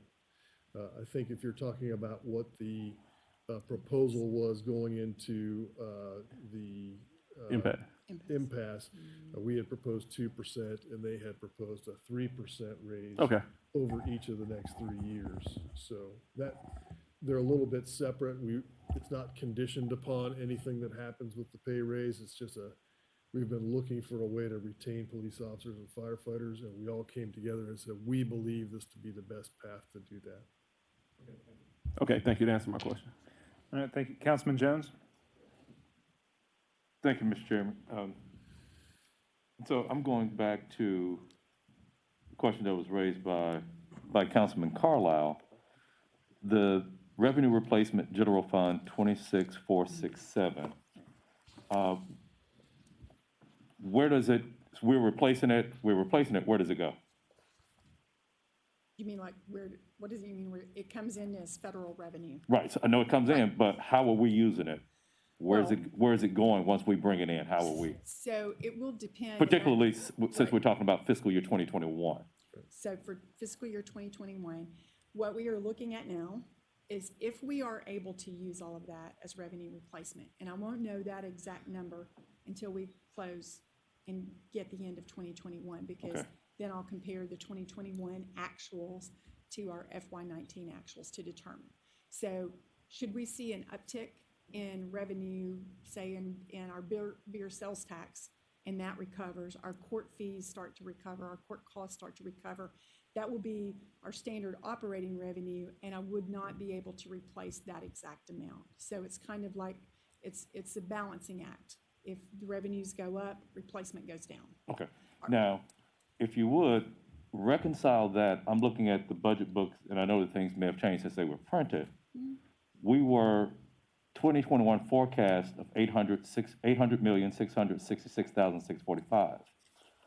Forecasted revenues of $773,159,134, which would give us in excess of 25. So based upon this, there would be any type of revenue replacement would be just 1 million, because we're going to exceed, revenues are going to exceed expenses by 25 million, so we don't need to replace it with 26 million. Where's the disconnect in my head? The forecasted amount includes, on page 4, includes the revenue replacement. It's already projected in your budget. Okay, so on page 4. On page 4, yes, sir. About a fourth of the way down, Councilman, in the second column from the right, a little further up from where you're looking. Second column from the Second right. column from the right, Okay. about a fourth of the way down. We added a line. Okay, there, 20, okay, federal okay, ARPA replacement. 26, okay, gotcha. It's already in there. Gotcha, okay, Yes, sir. okay. Now, one of the other things too, remind me again, and I'm looking at page 4 of this presentation. We show for 2021 adopted contribution from fund balance of 53 million. Remind me of what we all use. I know we had a general part, but I think that there may have been some larger allocations of larger uses of fund balance from last year. I just don't recall what they are or what they were. So when we were projecting, and I know it gets confusing, when we were projecting FY21, initially we thought when we received all the CARES Act money, it would come in as revenue, and any unspent would drop to the bottom line. Okay, so when you see that projected use of contributions, the 53,444,000 that you're talking about, that includes the CARES Act revenue that they later gave us guidance that you have to record it as a liability. You can't record it as revenue. Okay. So we had to move it into a liability. But it does include what we were projecting, about $39 million worth of our unassigned fund balance and our assigned fund balance. Okay. We thought that's what it was going to take to make us balance out for FY21. Okay. So it's just a category difference, Councilman, that 53, if you looked up what actually happened in federal grants, where you see the adopted amount of 5 million, that would have jumped up by that CARES Act money. So it was just a classification between those two. Okay. And then I'm looking at something online. So use of funds, coronavirus, it says state, but it applies to local governments too. State Fiscal Recovery Fund. Use of funds to respond to the public health emergency with respect to coronavirus disease of negative economic impacts, including assistance to households, small businesses, and nonprofits, or to aid impacted industries such as tourism, travel, and hospitality. Yes. It also talks about providing grants to eligible employees that have eligible workers who perform essential work. Yes, that's the premium pay. And then, well, I'm just reading this because my colleagues didn't pull it up too. Public health emergency relative to revenues collected in most recent fiscal year. So that's the revenue replacement. So we have four categories, and then the last one was to make necessary investments in water, sewer, or broadband infrastructure. But when I look at, so A, B, C, and D, when I look at this budget, I don't see anything for A and D, just B and C. So I don't know, in a very short period of time, we've received an unprecedented amount of federal money. And it would be my hope that we could do some things transformational with this. I don't see transformation in this. Could I please ask Ashley, can you pull up slide 12, please?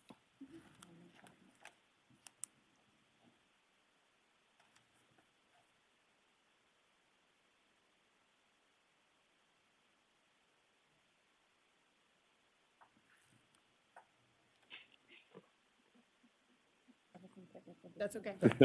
You should Yeah, have I'm paper on copies. page 2, yes. If you turn to page 12. Uh-huh. So with that first tranche of funds, we did what we thought was the most important thing, and that was shoring up our general fund, shoring up our hotel motel, our downtown revenue replacements, and making sure that our city-owned assets were okay, and a mechanism to provide premium pay to our employees. But if you will look at the next column, when we get our next allocation of $84 million, where we were asking for a $10 million in reserve for FY23. We can see how that goes depending on when we get closer into FY22. We will not have this money until 12 months after we get our first tranche. So it will come in right at the end of FY22. Okay, so in probably May or June of FY22. So hopefully I won't really need $6.9 million for hotel motel. Hopefully I really won't need $10 million for downtown TDZ. I think that one's probably going to be right on. Hopefully I will not need anything for my debt payments, for our revenues offsets for the AutoZone. So even if we provided $3.8 million or $3.9 million to our city-owned assets to make sure they were okay, we still have $51 million that can be distributed, and we have a time to do that between the time we receive the money and December of 2024. Okay. So we have $51 million to do transformative actions with. I get that, but going back to item number 1, assistance to households, small businesses, nonprofits, they need help today. I don't think they can wait 12 months when we get the second tranche of income for that. And so when I think transformational too, particularly the broadband, I was hopeful we will, in a short period of time, we received a huge amount of federal funding, but we're using them on everyday expenses, which I just philosophically think that we don't have a large money, pool of money to make broadband. Stuff will be there for years and years. So to me, it's our responsibility from our local sources to take care of these things. I know that we have the shortfalls here, Yes, sir. but we're not providing any assistance to people. Okay. You want to take broadband? I can, I very much appreciate your Absolutely. perspective, Mr. Jones. I've talked to my peers in the other cities. They're taking a very similar approach to shoring up internally and then looking externally with this second tranche. I'd like to speak just specifically to the broadband. This is something that's important. We made an initial investment with that, and through our Accelerate Memphis program, assuming that those bonds get issued this July, we'll be making I think it's a $7 to $8 million investment in the initial tranche, which we think is the leading investment, because we also know that there's a big infrastructure investment coming from the Biden administration this year for broadband specifically. So we wanted to put our money first with that Accelerate Memphis. We know it's important. So we do have that source. That's one of the reasons we thought, well, okay, the broadband piece is covered at least up front. And so that's one piece that addresses one infrastructure concern. As you know, we just worked on the budget for the other sewer and other infrastructure elements. We're hopeful through the other infrastructure grant that we get through MATA that we're going to be able to make a transformational impact there. So we know that those two are coming a little separate from this. It's true, we didn't address the specific assistance to the businesses and households. We do know that last year we provided just under $20+ million of direct assistance to businesses and households through our CARES Act partnership, and we continue to do that with some of the other programs that we have out there. So it's a fair point. We have tried to balance as many things as we can to make sure that we're able to continue providing effective services here. And so at least on the broadband point, we are going to make a really sizable investment, and that's going to be probably as much as we can do right now to prep the battlefield, if you will, for the big investment in broadband. To the other points, I'll leave that to council to discuss the other areas there. I can't remember whether that was A or D that you were talking about. And thank you for that, and I know we have to move on, but respectfully, that's pie in the sky. We don't know how much it'll be. You know, they're talking about it. This Congress can't get things done, so that's still aspirational. I'm reading another something here from Brookings, and it's talking about what cities are doing, strategize. Localities will receive 2 ARP distributions over a year, but they will have until 2024. One future-oriented effort is emerging in Birmingham with University of Alabama at Birmingham. Local workforce training organizations, public health officials, and public health employees will train and employ community healthcare workers to enable vaccine access. So they were talking about they're investing in, cities should be investing in future prosperity, inclusivity, and of course we're addressing immediacy, but we're not doing the inclusivity part, and we're not doing the future prosperity, in my opinion. Thank you. Councilman Jones, I think your points are well made, and I enjoyed that line of discussion and questioning. Now, Councilman Logan, can you hear us? You were in the queue? Yes. Go ahead. Yes, we hear you. Thank you, Chair, and thank you, Mr. McGowan and Chief McGowan and Chief Ford for your presentation. I'm sorry.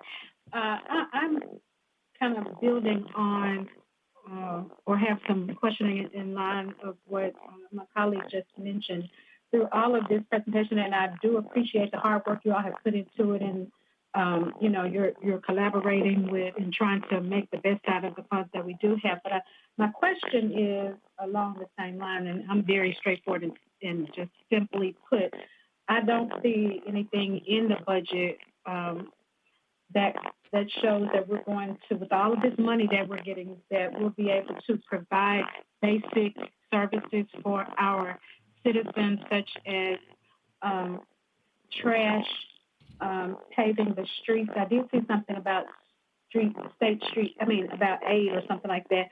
But we, you know, the potholes and fixing the sidewalks, and how the Housing Trust Fund, I saw a little, and I'm going to wait until you expound on that. But for areas that help people with renovating and repairs, for those that may have lost their jobs, for our senior citizens, and for everyone that has gone through the pandemic, and who the taxpayers who are having trouble with their, you know, things like that they didn't have discretionary funds to do. As well as programming for children and youth. We've seen an uptick in youth violence, and I know we have this, the new program that we have, but what do we have for the children to do? Our youth services, are we putting enough money into these types of areas? And last but not least, the Pivot program, helping those that have, whose industries may not be coming back all the way, to continue to have funding for the Pivot. But these are some things that I was looking forward to hearing, but I'm not seeing much about that. But definitely, I just knew somewhere along the way we would be rolling out some ways in which we could collect the garbage for everyone in these other areas. So if you could just kind of share where in this, I may be overlooking because we just got it this morning. If you could let us know where that is going to come into play, I would greatly appreciate it. Well, so thank you for that. This is the direct allocation of the ARP, our proposed allocation of the ARP, but clearly in the general fund budget, you'll hear about the you'll hear about the street paving, which you heard a little bit about yesterday. You'll hear in the executive about the youth services investments and things we're doing there for youth services, about the parks and some increased investments there in the parks. Also, in the solid waste fund, you'll hear about the revenues and the plan for the solid waste. There are no allocations from this ARP specifically to those. We understand your point about the solid waste. We have committed to you that we will look at and get the actual numbers for what it costs to internalize that, but it's premature for me to do that until I've actually got the full costs and go to the commercial market and find out what they can offer and then make an honest evaluation. So there's not a direct allocation from ARP for that. We did, point well taken on the broadband, but again, we did discuss that we are making some investments there. So in other infrastructure, there's not a direct investment there. I guess the only other thing is that we have to make sure that we are fully realizing all of the opportunities that we have to pay our debts that are rightfully owed to other people. And when we lose revenue that we rely upon to pay those debts, it's incumbent upon us to replace those to make sure that we are solvent and in good stead and to protect the credit rating so that we can continue to provide services for years to come. I would also add, Councilwoman Logan, this is Chief Ward, that in terms of the street paving and street maintenance, through this agreement that we have with the associations for the Special Revenue Fund, we will be allocating an additional $30 million over the next 3 years to street maintenance and improvements. So, you know, in addition to, we didn't cut our funding budget for paving and all of those, and for all of the other things that you'll hear through engineering and general services, none of those were cut. We maintained those, and we are adding an additional $30 million over the next 3 years. Also, for our pre-K, we will be adding $23 million over the next 3 years for our pre-K fund, which is something that we could not have dreamed of 2 years ago when we created this fund. So we're very excited about being able to propose an allocation for these funds. The other thing that I will say about the American Rescue Plan Act funds, they cannot be used for reoccurring operational expenditures. They cannot be put into our youth group services, general fund budget for reoccurring expenses. These are very specific for those uses, which Councilman Jones just kind of iterated for us. But we do have areas when you hear the division presentations, you will hear how these divisions have rallied, have made tremendous use of the available budget they have to reach out and touch as many people as we possibly can. When you get our Q4 wrap-up of FY21, you will see the impact of almost $90 million worth of CARES fund that flowed through our general fund this year. It's tremendous impact to our community, to all of our assets across the city. A tremendous impact of $90 million this year. Thank you. You're all set, Councilman Logan? Okay. Yes, so I'll just be listening for the division presentations to see more of what I'm looking for. Is that what you're basically saying? Yes, ma'am. Thank you. Yeah. Thank you, Councilman Logan. Okay, thank you. Perfect. Thank you very much. Yes, ma'am. Councilman Warren. You know, I'm sort of optimistic in that I think we're going to see the economy continue to rebound, and I think we're going to see COVID sort of go the way of the dodo bird as we go through the next year. So my question is, what do we do if we actually have more money than we think we're going to, and how much money do you think you need to put back into the unassigned fund balance to where we keep our credit rating, keep our interest down on our bonds so we can continue to invest in the city? I definitely am interested in Councilman Jones's questions about what we can do to get businesses who've been hit up and running and off the ground using these funds and one-time bonuses or one-time grants. But I just want to know if we're looking good, what are your plans and how much do you think needs to go there? And then what could we divert to help, people who need it at this point? Thank you, Councilman Warren, for that question and that comment. I really hope I have that problem. Please let me have a problem of lots of money. That would be a fabulous problem to have. But all joking aside, when we have looked at this revenue replacement for FY22, I agree with you. I hope very much that we see a return to some sort of normalcy for those revenue streams that we rely on for our operations. And as I said, it's a balancing act. As those revenues go up, then I won't have that revenue replacement. So let's say I miss it by $10 million and we don't need the whole $18 million next year into FY22 budget for revenue replacement. That's $10 million more that we have. And that's why we left in the second allocation group, an amount of $51 million. There's a lot of things you can do with $51 million. If we had another $10 million on that, it's $61 million. I personally would love to see us be able to revenue replace that I could let money fall to the bottom line and increase our unassigned fund balance. If you go back to that chart, we haven't had what I think would be our strong fund balance in some years. We've been, in those years of austerity as we were trying to build it back up and trying to get to where we wanted to be. I would love for us to be able to do that. What is that number you're looking at? 100 million. State Comptroller's asked us, he targets between 8 and 12%. We're slightly below that now. And we would like to be 10% or above. So $100 million puts us in really good shape for where we need to be. And let me see if I understand this right. If we don't spend this money on the proposed items this year for, I guess, the TDC and those things to make up the loss, and we divide that money out, and next year we don't have a loss, then we won't be able to spend that money at all on those particular areas. Is that correct? So, yes, so the revenue replacement, if by chance TDZ rebounds, we would not be able to use that money for revenue replacement for those funds. That's correct. Yes, sir. Okay, so what happens if you don't spend all that for them this year and you spend some for small business grants? How would that affect the funds? So the funds will be kept in a separate fund, and as the money is received and it's allocated out into these various areas or not, then it would remain in the fund, and we would have an opportunity to look strategically over the next 4 years, because we have 4 years to spend this.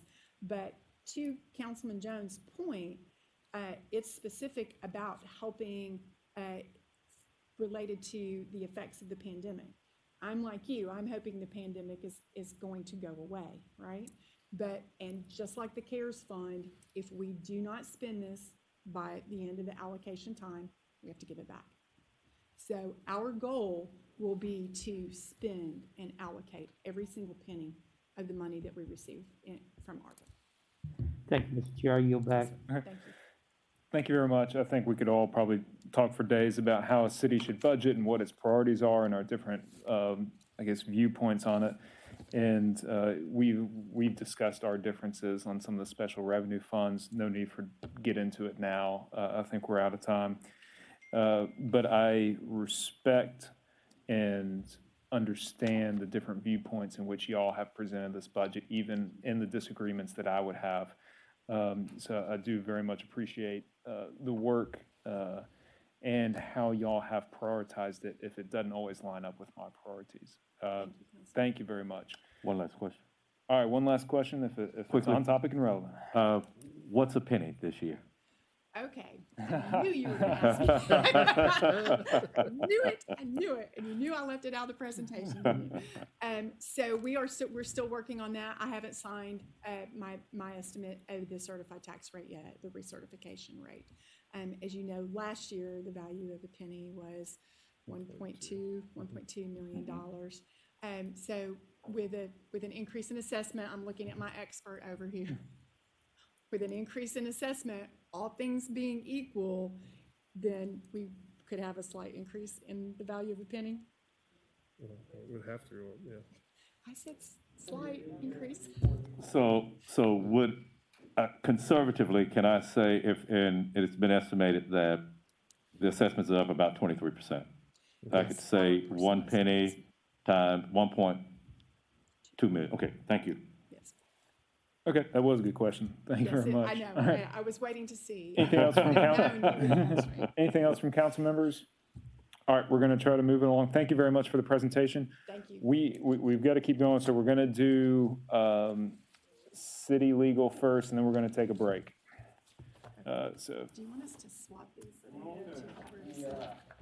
Use John's ordinance and we have to bump up the litigation budget.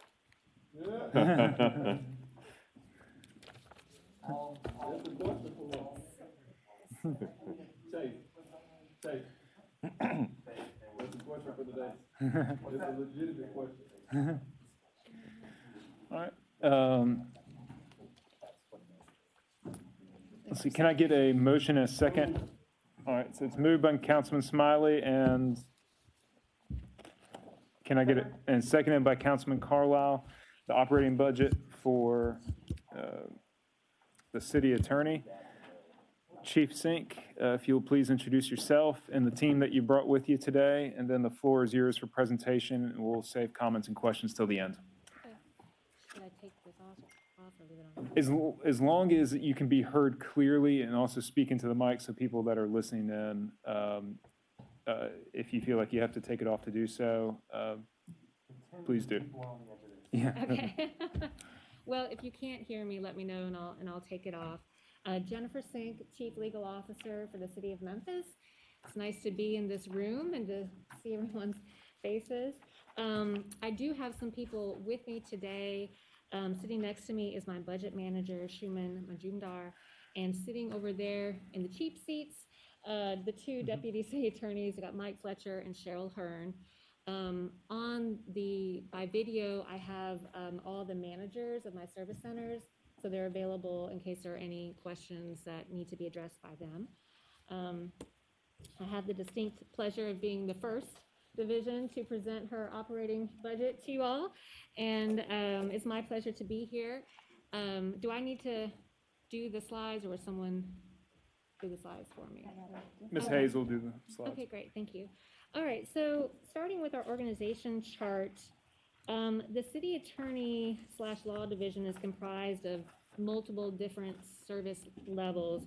Yes, we are attorneys for the city, but we're a lot more than that too. We also house claims, we house risk management, the permits office, and the chief legal officer, the chief ethics officer is part of our organization. And Metro Alarm is also within our legal level, but that's a separate and distinct budget and fund, and I will discuss that at the end of the presentation. I do want to just talk a little bit about the city attorney's office and kind of what we do. I think most of you are familiar with that, but we have a number of attorneys. We have litigation attorneys, we have transactional and contract attorneys. Litigation-wise, we handle lawsuits, OJI claims, civil service claims, arbitration, subrogation matters. Our contract attorneys are involved in reviewing contracts, making sure that they comply with all the procurement processes. They help draft contracts, real estate documents. They also help divisions with regard to our vendors complying with contractual terms and termination of contracts. So a prime example of that would be Waste Pro, for example. We have several attorneys who work as city prosecutors. So they're down in 201, and they are helping to prosecute tickets related to violations of our city ordinances. And two of them in particular are devoted to blight work, and they work with our state attorney general to prosecute blight really against businesses, talking about those who have their businesses have gone to the level of becoming a nuisance and they need to be shut down. But we also work on blight remediation through environmental court. There's a code enforcement prosecutor that we work with who's housed in Public Works, and we partner with the University of Memphis and the law school, and they have a clinic over there devoted to the Neighborhood Preservation Act, and we actually provide grant money to the law clinic. And when we get a chance, I want the students to come in and give you a presentation because the work they do is really incredible. They're very devoted to it. Right now, there are over 600 active Neighborhood Preservation Act cases. And these are really devoted to residents, personal residents, and people whose, their property has become completely blighted. But the goal is to remediate. The goal is to get these people to a place where they can actually take care of their property. And they really work hard with them. In 2020, they were able to resolve 188 cases through our work and the partnership with the law school. And most of those were properties that ended up being rehabbed, so they're no longer a source of blight. But 188 cases resolved and 188 properties no longer blighted. And the attorneys also do a number of other assignments that aren't lawsuit related. We give advice and counsel to various divisions, provide legal advice really on a daily basis. We provide training to divisions on a number of different subjects. We mentor students year round. And we also, we house and we really deal with the public records requests. And we get 3,000 to 4,000 public records requests a year. And we're responsible for knowing the Tennessee law and how to handle all those requests. So that's the city attorney's office. Now, claims, they handle the pre-litigation claims that are brought against the city, usually for something such as potholes, damage to my car from a pothole, automobile liability, property damage, things of that nature. On average, we have about 750 claims that get kind of filed and closed in a given year. This year so far, we've had 601 claims filed and 625 claims closed. Typically, a claim is open no more than 30 days. So they really work hard to try to get a response to the claimant quickly. Risk management is, they're really involved in handling loss and loss prevention. We have about $3 billion in city property values that they are responsible for overseeing and for insuring and for dealing with losses and claims. And they also help to evaluate insurance requirements in our RFPs and our contracts. And okay, finally, our permits office. So this office really processes applications that are required of businesses or persons per ordinance, and they also help ensure compliance with those ordinances and the permits that they receive. So for example, beer permits, liquor store certificates of compliance, the wine and grocery store permits, permits that have to be obtained by the haulers and the booting companies, the horse-drawn carriages, all those permits are run through the office. This year to date, they have issued almost 4,000 permits. And they have collected almost $600,000 in fees or taxes and fines because they do regulate and monitor the businesses, and they can fine a business who's not complying as they're required to. And our chief ethics officer, she's handling complaints per the ordinance procedures, but she also provides training to employees and also to some boards and commissions. Okay, so if we could go to the next slide, please. Our strategic priorities really have not changed, except obviously one area that we've been spending a lot of time is with regard to COVID-19 related matters, legal advice, planning, strategic planning as well. And we expect to continue to do that for the next year.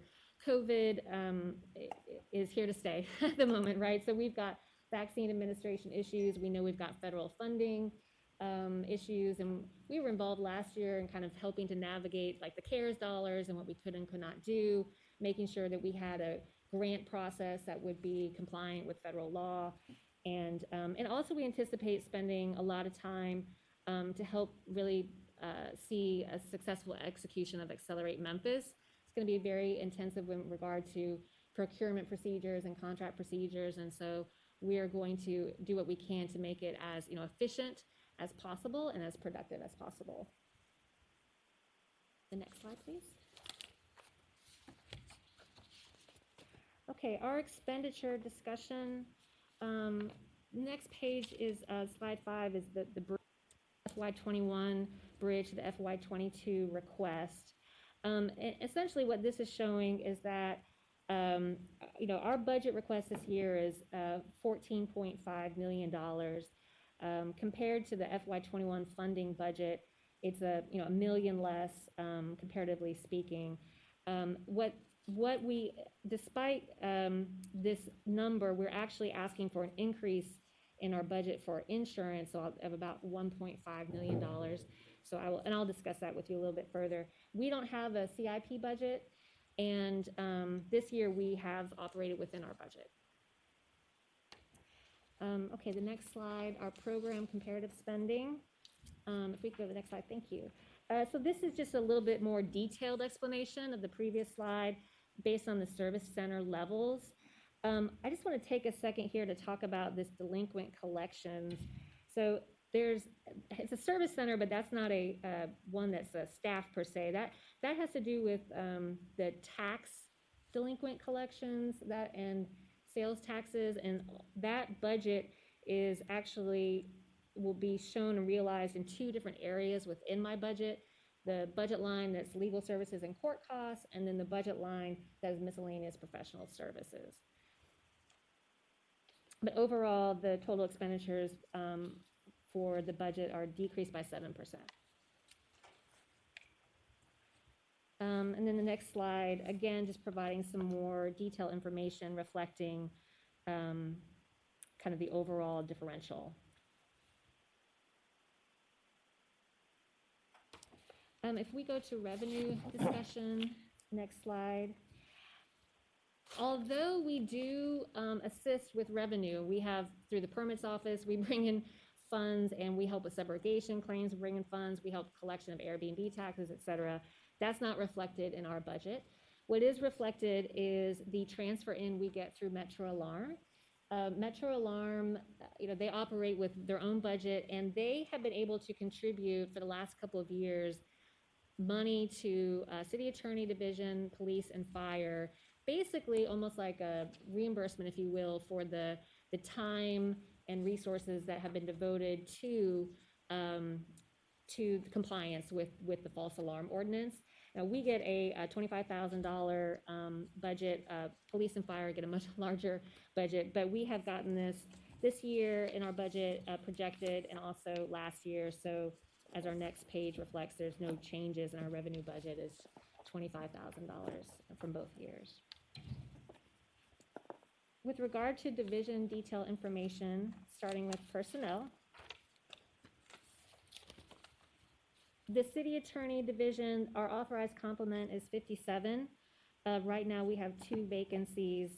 When you add the Metro Alarms, the total complement is 63. And they have no vacancies.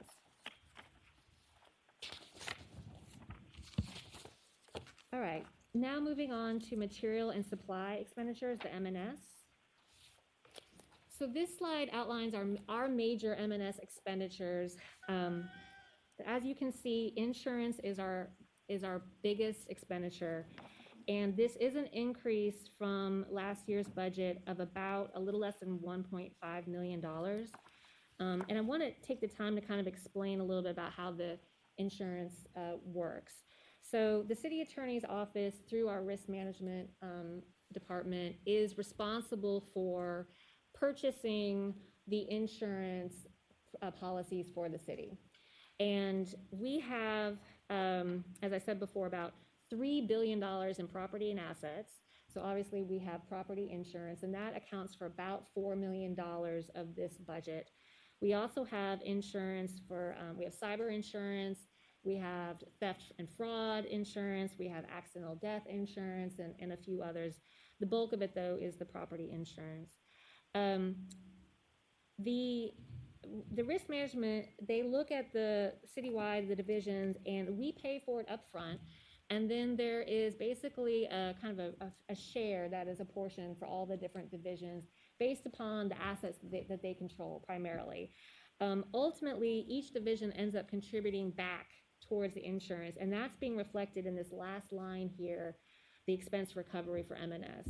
This figure of the negative, where it says negative 4.66, that is reflecting the insurance reimbursements, if you will, that are paid for by the divisions, as well as a few outside parties, the Renaissance Convention Center, the RDC and Beale Street Landing, for example. So the expense recovery reflects that repayment. It's not, money that we take in per se, but that's how it's accounted for within the budget. Why are we asking for so much more money this year? Well, when we make these decisions, we look at our historical data, and we also consult with an insurance expert that we've been working with for a while. And essentially, the main issue right now is that insurance premiums for property insurance are going up because of a particular weather and disaster-related issues. And I see several of you kind of nodding your head. We've been trending up on our insurance costs for sure the last couple of years. This is a much higher trend in our insurance. But when I look back historically at what we projected we would need for the year, every year we basically have gotten it right. We've always been very close in our projections. I think last year we were actually short, or this fiscal year currently we were actually short. And one issue, I know that all the new construction on the convention center means higher costs associated with insuring that building as well. So these are, and I know personally speaking, I got my bill for my home insurance premium, and I almost fell out of my chair. I cannot believe how much higher it went. So this is the reason that we're seeking such an increase for our insurance this year. Okay, the next major expense is our legal services and court costs. This line is essentially flat compared to our last budget. This accounts for about $1.2 million of it is going to be paid to the Chancery Court for statutorily required costs when we have a tax sale. And this is our average figure. Again, we're just projecting what we think we're going to owe. We've kept this figure flat, so about 1.2 million is accounting for that. And this is the line where we are also paying for a lot of our legal defense related costs, our outside counsel, our resources such as research tools. We pay for Unicode to up and run our code of ordinances every year on this. We have currently in the city attorney's office, we have open legal matters, 2,138 open legal matters. In the fiscal year 21 to date, we've had 275 new matters open. So we are handling quite a number of legal matters every year. I'm going to skip miscellaneous professional services because that's dealt with on the next slide. The compliance monitoring is budgeting for the the court order compliance monitor and his team in the consent decree case, and then all the other M&S accounts. We've actually decreased this by about $100,000, and these are just a variety of different expenses that are related to litigation, but it also includes some other things like some of our office operations and training and some CLEs and some other things like that. If we turn to the next slide, please. So this is what I referenced before, our miscellaneous professional services, which is about 1.875 million. If you'll see here, the bulk of this at 1.6 million is the fees and costs that we pay for collections of delinquent taxes. The Shelby County trustee handles this for us and has been handling it since at least 2016, since I've been here. And so we pay them a fee for it, and then we pay the costs associated with that. The rest of the line items here are pretty self-explanatory, but as you can see, huge bulk of this is the fees for delinquent collections. Not to be confused with the 1.2 million Chancery Court costs that we pay for tax sales. So basically, when you account for the insurance, the Chancery Court costs, and the fees for the trustee, that's $8 million, which is more than 50% of our overall budget, just for those three items right there. Next page, please. We do have one lease. Our permits office is housed at the Union Extended office out on Union Extended. So this is our rent for that lease. Next slide, please. Our minority women business enterprise utilization for fiscal year 20. That's what this slide reflects. Fiscal year 20. Broken down, you can see our total certified MWBE spend was 27.91%, which was actually, we doubled the number of our certified MWBE spend compared to the year before. Our total certified and non-certified spend is 40.39%. And based upon the, where we're tracking right now this fiscal year, to have essentially the same numbers for fiscal year 21. And you can see in more detail the breakdown as between male, female, and Black and Caucasian.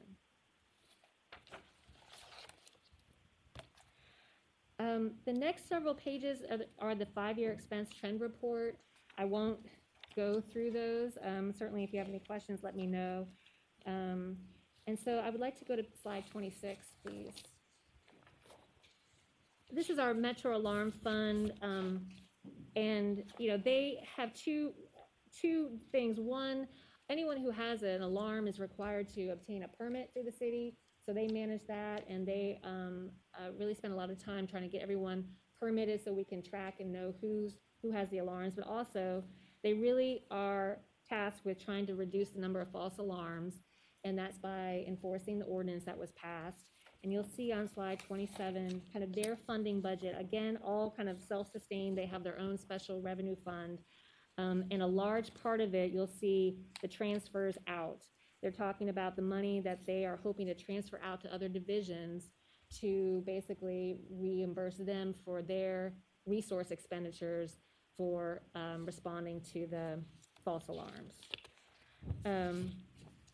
So, with that, I would just like to say that the, City Attorney's Office worked really hard this year to navigate a lot of very new legal issues, and we worked, I'm really proud of my team and what they managed to do. We never stopped working. Our cases kept going. Our permits office kept rolling. Our claims kept processing things.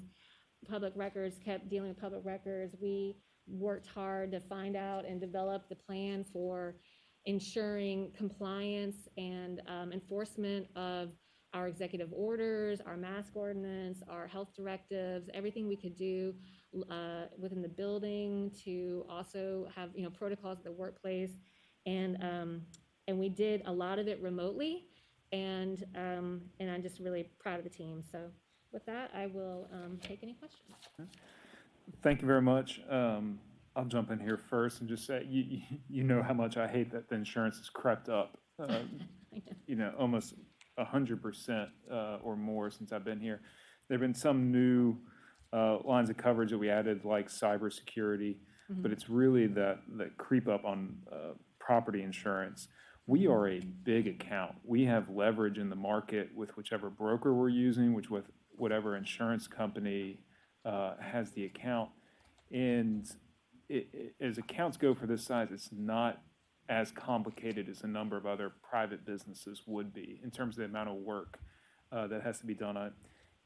Can I get, I'm going to request information about the number of claims we filed over the last 5 years, and then the amount that's been paid on those claims. Okay. Because now that, I think that tells a fuller story about the premium increases. Yeah. Okay. So, if they're if we're filing a ton of claims all the time and they're paying out to us, that's one thing. But if we've been pretty much claim free, we need to sit down at the negotiating table and have some tougher conversations with them and use the size of our account and our claim history as leverage. But Okay. No, I would welcome your input on that, and anything we could do to reduce this figure, I would definitely welcome. okay, thank you very much. Other council members, comments or questions? All right. All right, Councilman Jones. Thank you, and thank you for the presentation, Ms. Sink. Do we not have MWBE spend through December 31st? For this fiscal year, you mean? Well, for the calendar year of 2020. For, well, they run, I don't know. I mean, we have the final numbers for fiscal year 20. In terms of fiscal year 21. So we report those quarterly, so we should have those quarters, but we typically do not put on our proposed budgets the current years, because we're not really sure where that's going to land, but we know for certain and comparative purposes where we landed in FY20. Well, no, I get that, because I looked through the other reports and I see that everything is June 30th, but here we are in May of 2021. We still should have some idea of what we did from July 1st through December 31st of 2021. That's correct. Now, I bring that up because, you know, everybody's gonna say I'm picking on Baker Donaldson, but I'm not. And I raised the issue, but what I received from you, Ms. Sink, was what would be the calendar year 20 spend. And what it reflects, it does not show that we're gonna be trending the same, and this is just looking at outside counsel. Based upon the report that you sent me, Baker Donaldson received 34% of all outside legal counsel spend. When we look at MWBE percentages, that comes up to 21. So out of 3,600,000, 1,275,000 went to one firm, 34%. But when we look at minority-owned firms, 756,000 went to all minority spend, all minority firms total. From January 1st of last year through December 31st of 2020, unless this is different information. From here, and our colleagues, I've emailed it to you. So you have the same because the thing about it, I've requested this information from day one that I've been on this council. And the objection that I raised last year was a disproportionate spend going to one particular firm. I've been consistent since I've been on the council about this particular issue. And if this does not speak to preferential treatment, and there are other firms that are out there, if this doesn't, I don't know what does. These are the numbers. Thank you, Mr. Chairman. Thank you, Councilman Jones. I'm going to give Chief Sink an opportunity to respond, then we'll go to Councilman Karloff for follow-up. Well, I mean, the information I provided is what Councilman Jones requested, which is the legal spend for a calendar year. Then the information that we operate under is the fiscal year. And we have, a number of other vendors that account for our MWBE spend. I don't calculate the figures, those are run independently. But I have made a concerted effort to distribute legal work in an equitable manner. But also, I think, the mayor was very clear. We're talking about assigning cases to Bruce McMullen, who was our city attorney. And if the mayor tells me he wants to assign a case to our prior city attorney, then that's where the case is going to go. And so that is what is accounting for these cases going to Baker Donaldson. And we've had some great success with Mr. McMullen representing us. We've had a case where filed in federal court, someone wanting to dismantle environmental court was dismissed by the federal court judge. We had a member of the media bring a federal First Amendment rights case against us, dismissed by a federal judge, upheld by the Sixth Circuit Court of Appeals.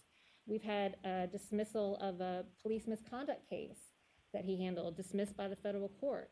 We've had successful rulings in in some other cases. So we get a lot of institutional knowledge and actually efficiency through hiring Mr. McMullen. So I can tell you that, this year, this fiscal year, because that's how I am looking at things, in terms of who I've hired, I've hired 13 different attorneys to hire matters for us. Of them, 54% were MWBE. And so one of those was Mr. McMullen, but all the other attorneys were with different firms. How much was spent, Ms. Saint? Can you provide those dollar amounts? For this year, fiscal year? Yes. I don't have it in front of me right now. Okay, that would be helpful as we continue these discussions. All right. Thank you. Councilman Carlisle? Thank you. I guess I would make the point of what's the difference? Like the majority of this stuff, I want the best and most qualified firm, and single solo practitioners don't have the bandwidth and capability to handle some of these highly specialized cases in which the city litigates. We can utilize, and by the way, several of those people who are probably on there are also probably former city attorneys like Moniz Hagler, who works for HCD and does some of our contract work. There is a wild difference between general practicing or contract law and significant, highly specialized civil litigation in cases that take 2 or 3 years or longer to litigate. They take a team of experts, they take several partners, they take associates, they take paralegals, and so it would only correlate with a higher bill spend when you get into complex litigation and legal cases. It's not an apples for apples comparison. And I'll just go back to this. If I were sitting in the mayor's seat, I would absolutely want the best firm. And whether that's Baker, Butler, Bassberry, there's several of them.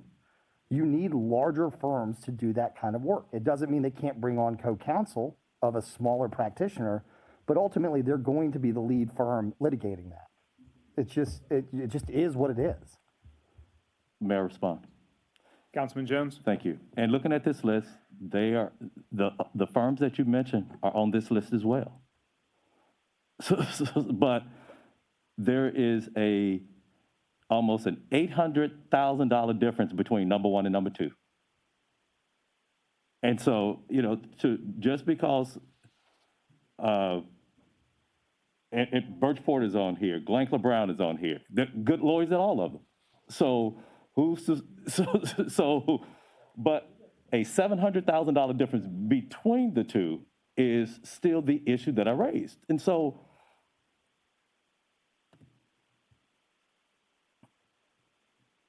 I think that it's just because I don't think that there have been successes that other attorneys, city attorneys have used in smaller firms, just to say that we go with one firm, we're not going to get the same results. I don't think that that's the case, and that's disparaging to whether they are black, white, Hispanic, otherwise, if they don't happen to work for a large firm. Thank you, Councilman Jones. Any other comments or questions from council members? Councilman Johnson? Thank you. I guess my question to the chief, and I guess in this case, can we work on this? Can you go back in there and this upcoming year, look at those cases and see, can you make an offer to some of the other attorneys and see, can we come up with a different percentage of change at the end of the year? Even like you mentioned, Bruce, I mean, out of curiosity, how many of those cases were actually handled by Bruce? Out of the 1.7, whatever, 1.1 million, how much was actually handled by Bruce, and break that down, and how does that work? And then maybe he may be employing some other people, not necessarily in that same company, to help him. I don't know where all his assistance is coming from in order to get some of that work done. Yeah, it's a massive firm. Huh? It's a massive size firm. They have a number of associates. Okay, but I'm just saying special services and things that they may be calling on that they're actually charging the city for. So if there's a possibility. I mean, Councilman Jones has mentioned it ever since I've been here.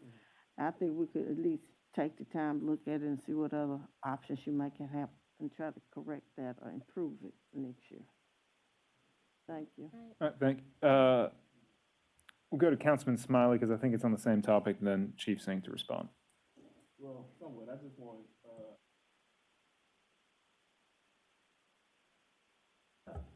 I'm on it.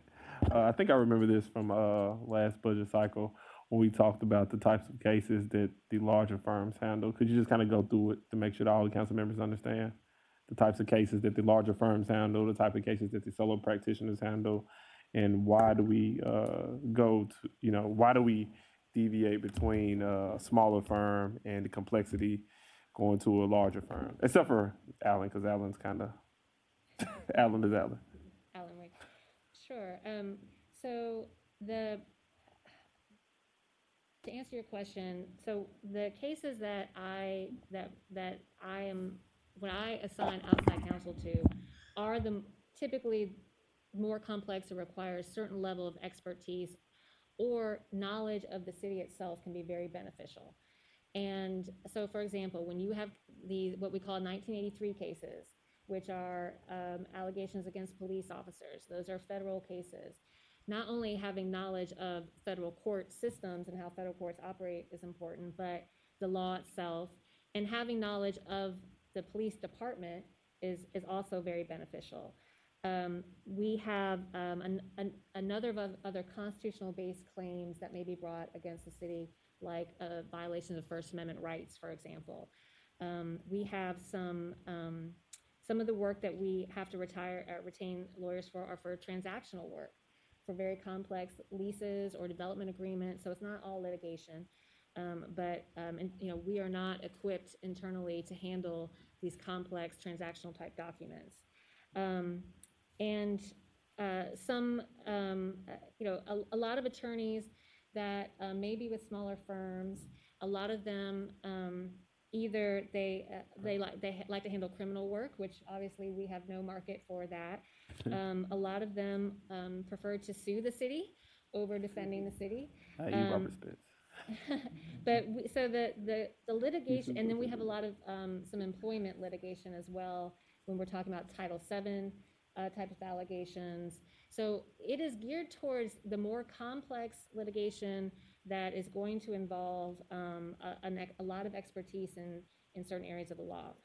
I also want to point out that we have set rates for our attorneys. And it's based upon whether you are being asked to handle what is a complex litigation versus a other type of litigation, non-complex, in the event that we need that. So there's a partner rate and there's an associate rate. And there are a few exemptions for certain areas where we have something in particular that is requires a different level of expertise.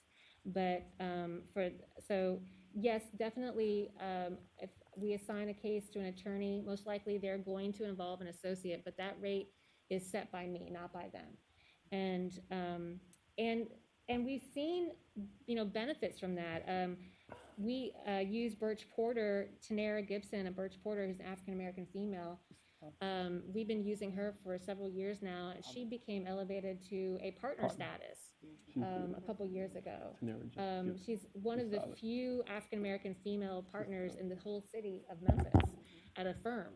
And I know that the work she has gotten and done for the city has been a contributor to that. She, in turn, got an associate, African-American female associate, involved in her cases who just recently herself got elevated to the status of partner at Birch Porter. CC Drayton, who works at Baker Donaldson, she used to work at the city attorney's office for years. She went over to Baker Donaldson. She does work for the city. She does a lot of environmental work for the city, environmental law work. She just recently became an equity partner at Baker Donaldson, again, in large part because of the work that she was doing for Baker Donaldson. So we can't always, we have a number of firms that we use for various expertise. We have some medical malpractice cases, for example. I use a medical malpractice specialist for that. just like we retain Alan Wade, when we get certain cases involving, interpretations of the code, I mean, he is the go-to person for that. So we use a lot of the same attorneys because there's a true benefit to knowing that they have an expertise, they have knowledge of the city and how it operates, and we know that they are good, you know? Okay, so, if he wasn't spending so much time suing us, when it talks about, expertise and knowledge of the city, a firm like, Spence Law Firm would be used here, but he sues us every day.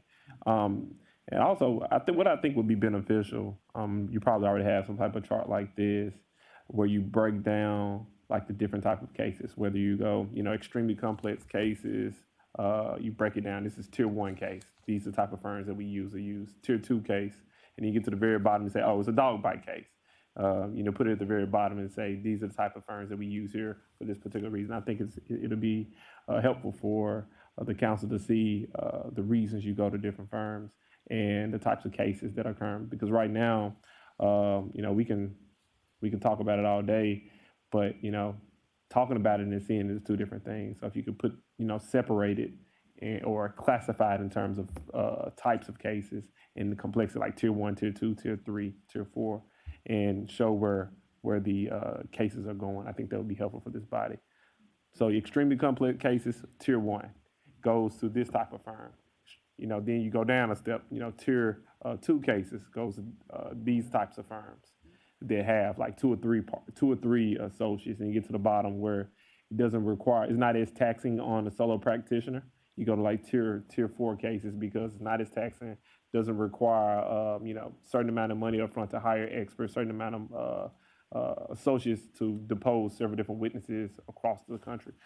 I just think it'd be helpful for, for this council to see how you separate the cases and how you divvy it up between firms.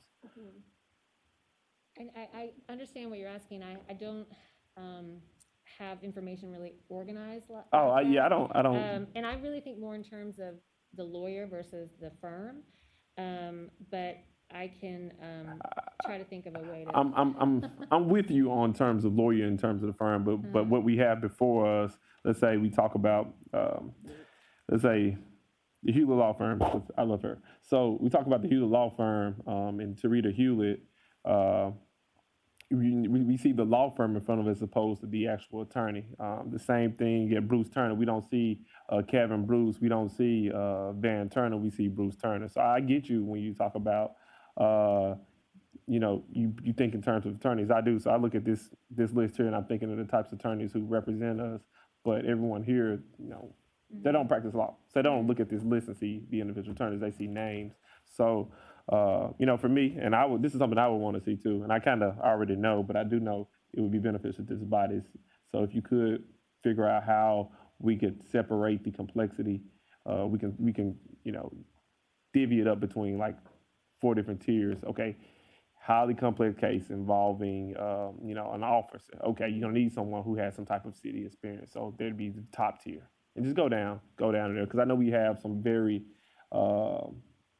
I would say like guardian ad litem cases when you're just trying to, I think MLGW has cases like that when you just need another lawyer to kind of go through it and look at the settlement and get it approved. They'll be at the very bottom. You don't need a large staff. You don't need, significant resources to handle those type of cases. I think it'd be beneficial, and I think it'll be eye-opening to this body so that we can see why we use, these larger firms. I worked at a large firm for a while, so I understand it.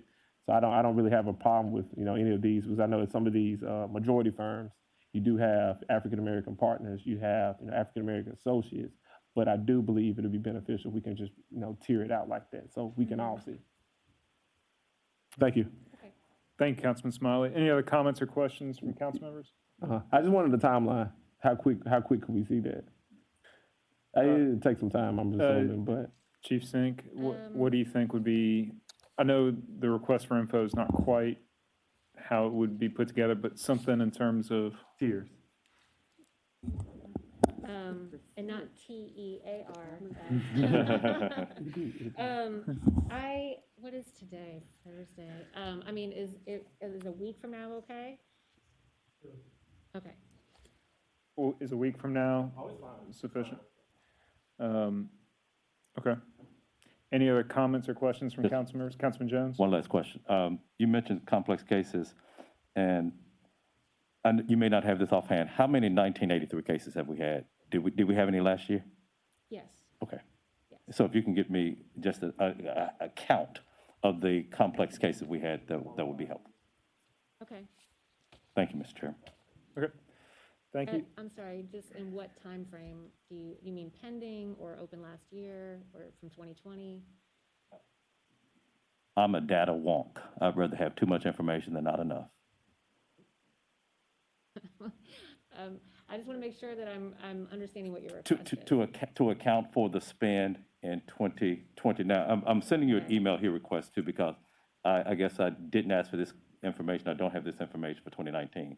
But like I said, I've requested this information and I've received it. It was just an oversight on my part to ask for 2019, but 1 year does not a trend make. I understand that. But I'm Okay. looking at what would account for the spend of 2020. Okay. Okay. Thank you.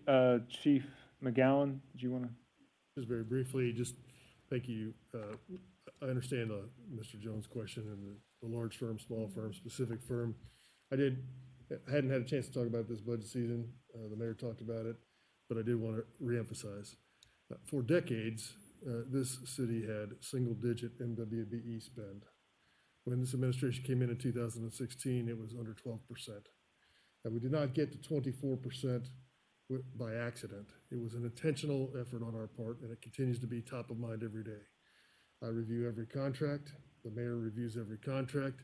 We look and we stretch and we push our directors to find every opportunity to do MWBE. So I just want to say it is top of mind for us. It is never left top of mind for us. And we are intentional about everything that we do to try to grow MWBE. And we will continue to be right up until the point we walk out the door. And I hope that the next folks pick it up and walk right there. We need to be higher than we are right now. We're approximately 24% as we ended last year. I will tell you this year, Joanne's going to come and she's going to give you a report, but we're doing a little better than we did last year. Every year we've increased a little bit, and we're trying to do everything we can to accelerate that. So it's a slightly different point that Mr. Jones is making. I know that Ms. Johnson was making a point about the MWBE spend, so super intentional about trying to advance every opportunity for MWBE participation and growth in every area of government. All right. Thank you very much. Any other comments or questions from council members? Seeing none, I assume you're all ready to move to a voice vote. All those in favor of the city attorney's operating budget signify by saying aye. Aye. All those opposed? Aye. We'll count that as an aye. All right, opinion of the chair, the ayes have it. Operating budget does receive approval. And just a reminder to all council members, we do have, a budget wrap-up at the end of the session that's scheduled for, I believe, the 24th or the 25th. 25th, on Tuesday. All right, thank you very much. I have 6:16 on the time. Let's start again at 6:30 sharp. We're going to take a quick break. Even if I'm the only person seated, we're going to begin at 6:30. Thank you.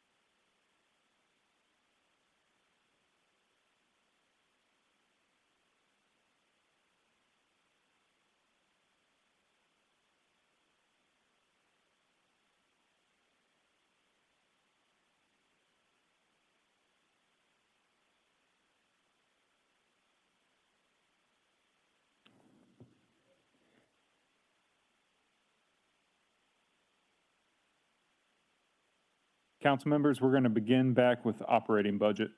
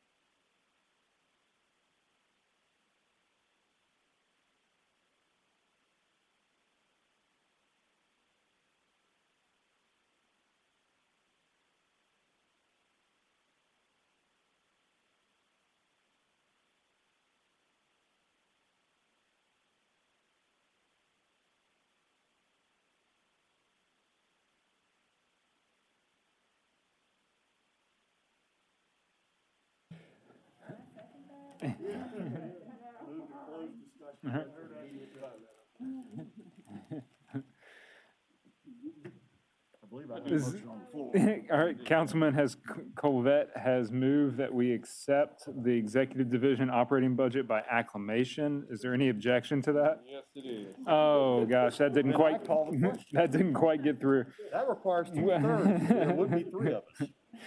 All right, can I get a motion and a second just to get it on the floor? Move it. Second. All right, it's been moved by Chairman Colvette, seconded by Councilman Jones.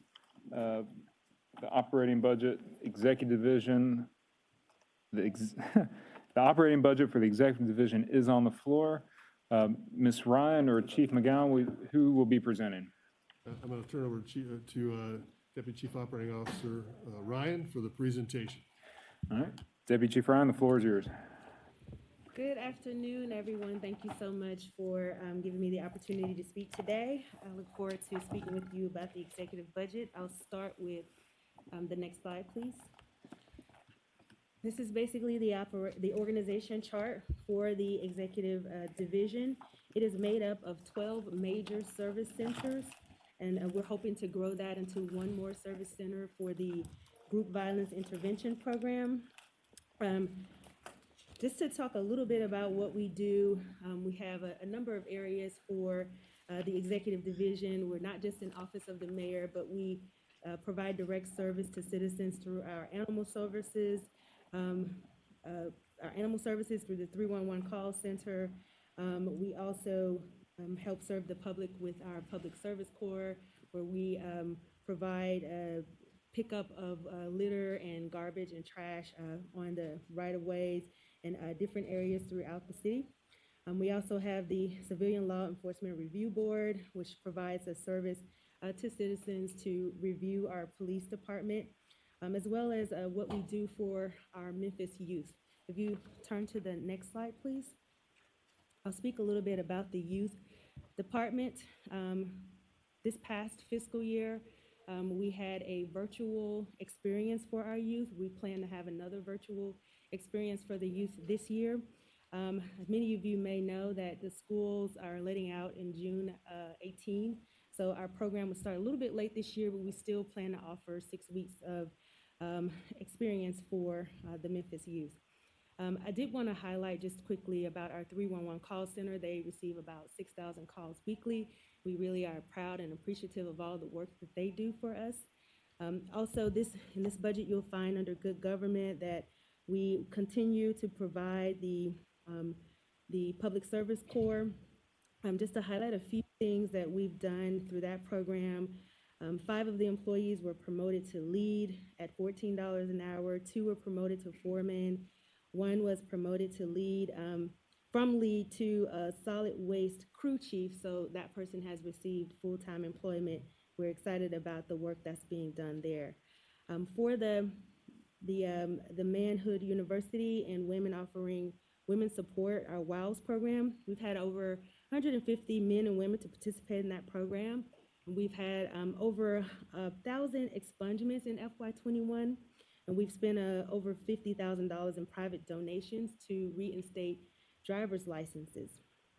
For our animal services, this department has done a lot over the pandemic. It was really challenging for them, but they found ways to overcome the pandemic and provide some really good support for our citizens.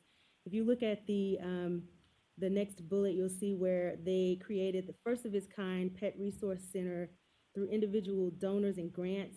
And this program was devoted to providing thousands of pet owners with resources to keep their pets. They also had 100% no euthanasia rate in the past year for the lack of space at the animal services. And again, this year, we're looking to expand to one more service center where we're looking to have the group violence intervention program to be a part of this budget. What you'll see for the most part with this budget is a large reduction because of the CARES funding. You'll see $2 million for the GVIP program, and you'll see an addition of 3 requested positions, one for the CLRB area and 2 for the GVIP program. If you would turn to the next slide, thank you. Okay, so looking at the bridge for the adjustments in personnel services, that is a budget neutral transfer from one area to the top of the, from grants to personnel. And also you'll see in the materials and supplies, the biggest adjustment there is for the CARES funding, the COVID expenses that we had coming through the executive budget. Also, we had a donation of $120,000 that was a private donation for the animal services. Another significant adjustment in grants was for also CARES and COVID funds.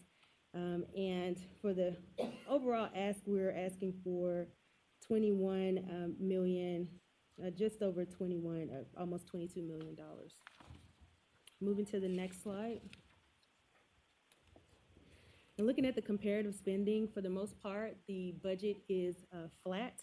The biggest addition is what we're looking to do with the group violence intervention program. So that is an increase of $2 million again. We are also looking to have a slight increase in the CLRB budget, and that is for the 1 full-time employee that we're looking to add to that complement. The rest of the expenditures you see for the most part are either flat or reducing because of COVID expenses. Moving to the next slide. For the discussion of our changes in expenditures, again, you see in the personnel category, $2 million is parked there for the group violence intervention program. It is simply parked there as a function of our finance department. Just makes life a little bit easier for them. That will not be how the budget is broken out. I'll speak a little bit more about that as we continue into this presentation. Also, there's an addition you see right there where the CLRB position is added there at $56,000. For the rest of the items listed here, mainly the reductions you see again are for COVID expenses. And I know you see there in the grants and subsidies area where it is a COVID expenses and expenses for the I Am Included program. The majority of that though is for COVID expenses. Only $20,000 is for the I Am program, and that is a donation that is not going to renew. So moving to the revenue discussion. Next slide, please. Thank you. So looking at our bridge, the adjustments you see there in other revenues, 20,000, a little bit over 20,000 is for our Just One Youth program that was from private donations. Also, there's a $75,000 donation that's there for CARES funding. COVID funding, my apologies. And there is also a recognition of prior donation for our animal services department, and that was $120,000. Moving to the next slide, we anticipate that our revenues will remain flat, so we didn't predict any changes there in our revenue. And moving to personnel, thank you. In the chart here, you will see that we are looking to add the 2 positions for the GVIP program and the 1 position for the CLRB program.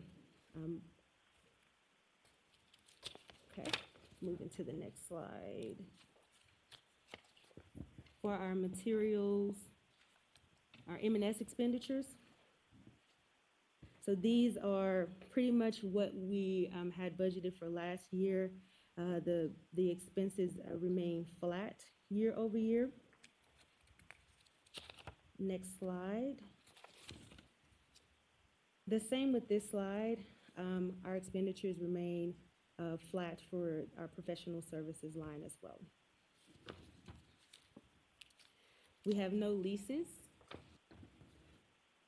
And the next slide, it details our minority spend for our total certified MWBE.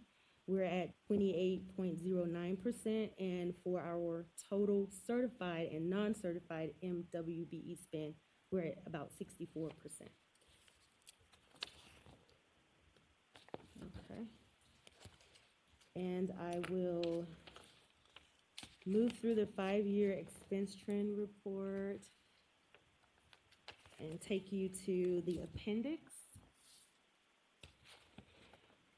There have been a number of questions about the group violence intervention program, so we wanted to include a little bit of detail about how the program will work. Just to move through explaining the process, if you imagine, first thing that we would look for is we will look to identify the people most at risk of a shooting or being shot. So that's the point of entry.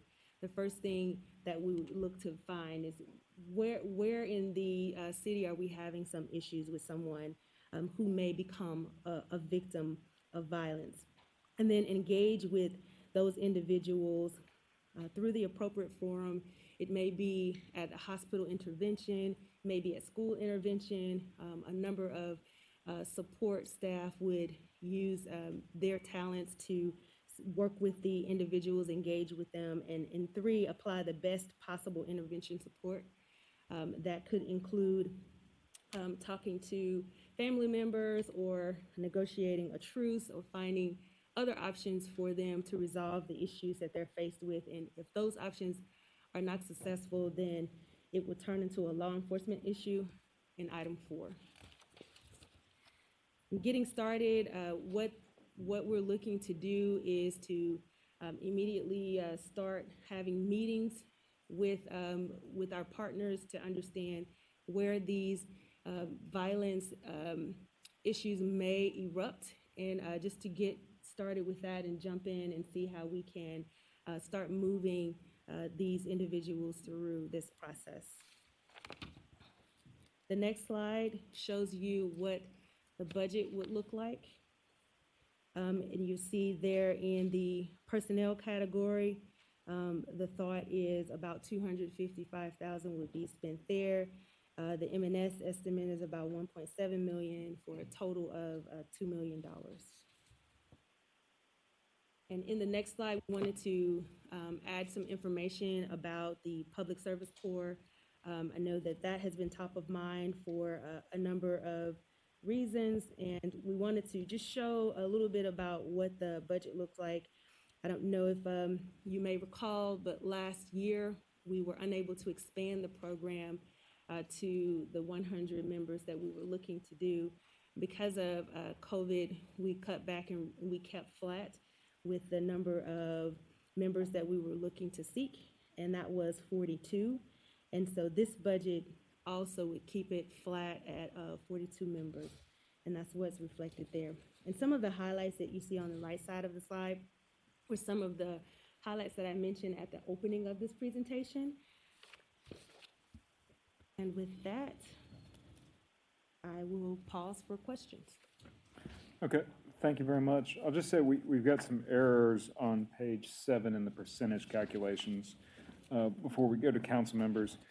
It's not a big deal, but it's the percentages were calculated off the request number rather than the change from the FY21 number. So at the bottom where you see a minus 39% decrease, it should be a number that's closer to a 28% decrease. And I think looking at the general services presentation, it's just something that's isolated to this. All right, I saw Councilman Carlisle in the queue. Thank you, Mr. Chairman. Thank you for the presentation. Again, a lot going on here. So I'll say somewhat at a high level. So we'll start with the Public Service Corps, which I've oftentimes told Chief McGowan that philosophically, I think it's one of the better things that we've put in place. I feel like it's an opportunity to give people something rewarding and reasonable to do while they seek advancement in other areas, and it's a tangible thing in which the city needs addressing blight. So I am a fan of the program. I recognize that last year we had apparently a pandemic occurred, but I guess let me ask you this. So do we have a budget reconciliation since we only have 22 people on the payroll and we have $711,000 budgeted for adopted for salaries? Will we see some sort of budget rec, or where's that money? Is it going to go back into the unassigned fund balance? What's the plan for that? It goes back to the bottom line. Okay. Okay. I'd love to see what our expenses are to date when we get a chance, just to see where we are with that. And then I know it's my understanding rather that it's the mayor's intent to transfer the current, I guess I'll use the term director, the current director of Public Service Corps to become the director of the GVIP once that is established and funded. And Chief McGowan, have we identified a person to lead and run the Public Service Corps at this time? Yes, sir. We're working on the Public Service Corps. Mr. Ken Moody is also in the Executive Division. We have some personnel who are currently employed in that realm, and will be leading the Memphis Public Service Corps going forward as the manager of that organization. So Mr. Moody's going to lead it, and then No, what we're doing is Memphis Public Service Corps had been, when it was initially established, just under the COO's office. So we're going to put it under Community Services, which is led by Mr. Moody. He is appointing a manager and an assistant manager of the Memphis Public Service Corps. So they'll report through Mr. Moody up that way. I was just also mentioning, we didn't mention that, but that's just a realignment of how that, and assigning a person who will be the overall supervisor. Got it. Okay. All right. Again, hope is probably sounds like not optimistic. I'm optimistic and hopeful, though, that this program works. I think there's a benefit both for the individuals that participate and the resident and the citizens of Memphis. All right, let's bounce back over to GVIP. Chief McGowan, I did get your slideshow, and I also need to do my homework on some of these peer cities that do it. Sure. I recognize the goal. I probably would love to get with you a little bit more and talk about like what the KPIs really look like for us going forward, like how we measure that. I saw very briefly, but I'd like you and I, you teach me well. So, the full-time salary, so we've got two people leading it, the director and the coordinator. What's the director's salary intended to be for GVIP? It is $122,000. And so that person's going to oversee 10 contractors, programming, and I guess any other third party. I mean, we've got a list of people that are participating in the program. Is it the coordinator, the director's responsibility to oversee all of 901 Block Squad and the Memphis Crime Commission and Chief? Yeah. I'll address that. Yeah.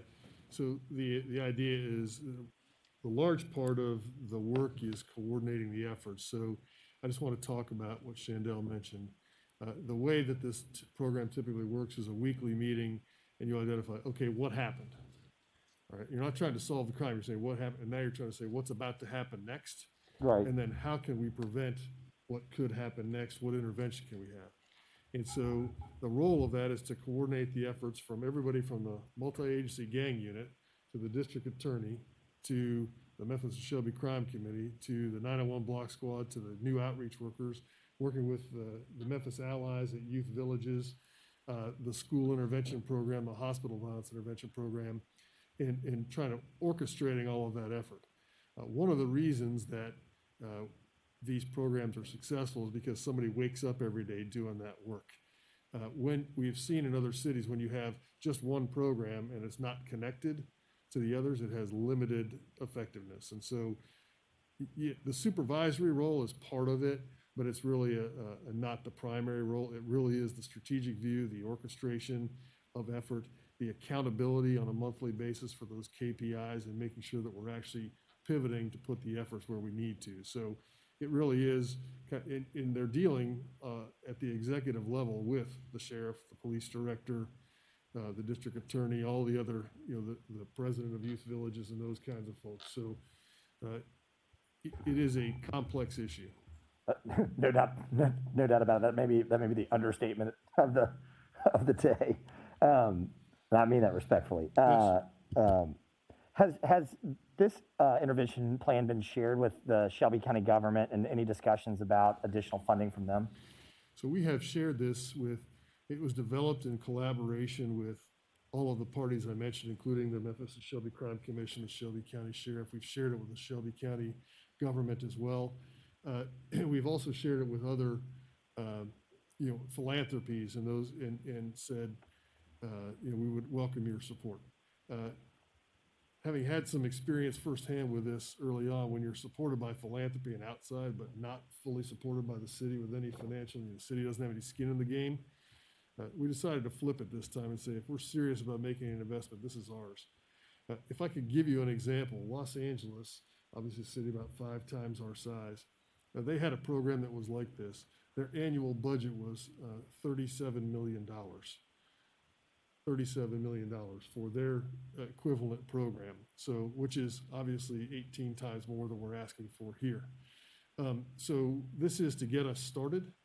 I would anticipate that there will be other philanthropies, and I would suggest the Shelby County government is currently considering a program called Cure Violence, which is very similar to this, and I think that their efforts and support would be expected to roll in on top of this. So I think this is getting us started, and the expectation is that other people are going to join us in this effort.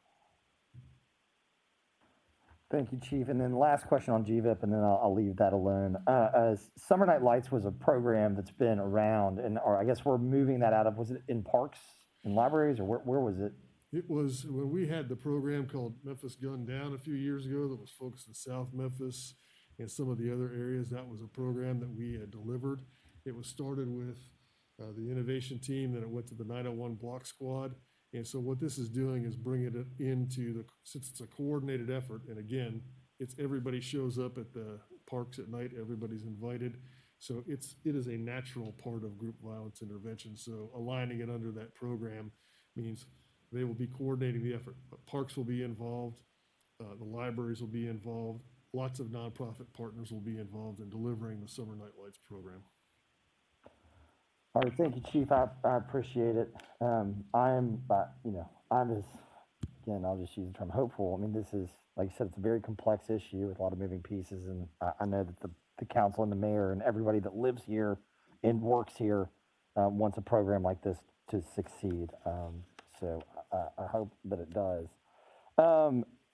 Chief Ford, I have one question for you, and then Chair, I intend to turn it back over because I'm sure others have questions. Ledger line 52932 rent on page 22. Where do we pay rent to now in the executive division? Is it on the leases page? Did I miss that? Yeah, if anybody's, I'm on page 22. We have yeah, no, that's all right. Who does the executive division pay rent? That was from COVID funds. Got it. It's a pop-up deal. Okay. Yes. All right. Again, look, I appreciate all the work that goes into trying to stand up these programs. I'm sure there were those that wanted to poke their eye in something like the Public Service Corps, and that it quote, didn't work on the first year out of the gate. Nothing ever runs smoothly. The pandemic didn't help. Group violent intervention, I have my personal reservations, and it's more from a cynical standpoint, which isn't probably fair. But it's mainly when it comes to the monetary issues of, when we spend these dollars, we talk about things like MATA or affordable housing or education or literacy, where we know that there's a direct and a measured impact. I hope that a program that says group violence intervention, the theme of it sounds right? you just don't know if the execution will yield those results in a way that we can really measure it. And I'm hopeful under this administration, and Chief McGowan, I'm really extending a lot of credibility to you in the way that we've, and in the Office of Performance Management, in the way that we have tried to measure and put the data out there so that people feel like they're getting an actual return. And that is my most sincere hope out of this, that we don't look back and we've just created another government entity that sounds really good, but maybe really we can't measure the actual impact of it. So anyway, I wish you the best, and I will support it. Thank you. Could I just respond very quickly, Mr. Chairman? Yes. One thing just to note, just to give you a sense of where we are with this, we will have metrics. We will track our performance, and I am also optimistic. If it gives you any, there's a real reason to have skepticism about programs that prevent and intervene, because you're trying to disprove something you're trying to prove that your actions stop something from happening. But if it gives you any comfort, different from several years ago, the chief of trauma at Le Bonheur Hospital and the chief of trauma at Regional One Health are both begging us to get this program underway. They are tired of sewing up, patching up, or otherwise consoling parents of children who've been killed, young people who've been gunned down, and they see in the same cycle, and they're patching the same kids up over and over again. They cannot wait for the hospital violence intervention program to get brought to scale and to have other partners in the street that can prevent people from arriving at their facility. And at the end of the day, that's what this is about. It's almost like having we're treating violent crime like we would treat our healthcare system if all we had was emergency rooms. Well, remember, that's, really what we're talking about here. If all we had was an emergency room and you didn't have your welfare check at your doctor, you didn't get some intervention upstream for your hypertension or your blood pressure, and all you had was an emergency room when you're crashing, that's what we have with violent crime today. So we're waiting for something to happen. This is upstream prevention and intervention, just like when you have hypertension. Rather than showing up at Councilman Ford's site when it's too late, we're trying to catch you before you get to the emergency room, and we're trying to catch you at your doctor's office to say, take this pill, and this is something that's going to help you from ending up down at the Ford Funeral Home.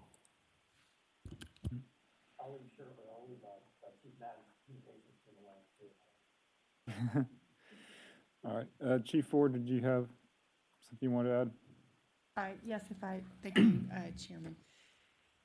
And Councilman Carl, I just kind of want to help a little bit, and maybe for other council members too. In, for instance, on page 7, where she presents the program comparative spending, and you were asking about questions of where the money lands and what happens at the bottom line, and where I'd like to see where we are right now. Within the budget book, and executive starts on page 44 of your big fat book, behind that level, behind the summary, is the legal level of every single one that she's presenting here. And so, for instance, on page 59 is the legal level of the Memphis Public Service Corps, which shows where the FY21 budget was for both personnel and materials, and the forecast for FY21 based on our March and projecting out through the end of the year, and our proposed budget for FY22. And then all of those legal levels roll up to the summary on this page. So it's pieces of, in the program, each one of these service centers or legal level has a separate budget that rolls up to the budget you see on page 44 through 45 of the book. So there is some detail. It's not as designed line as this, but it does give some detail for every single legal level. It just rolls up.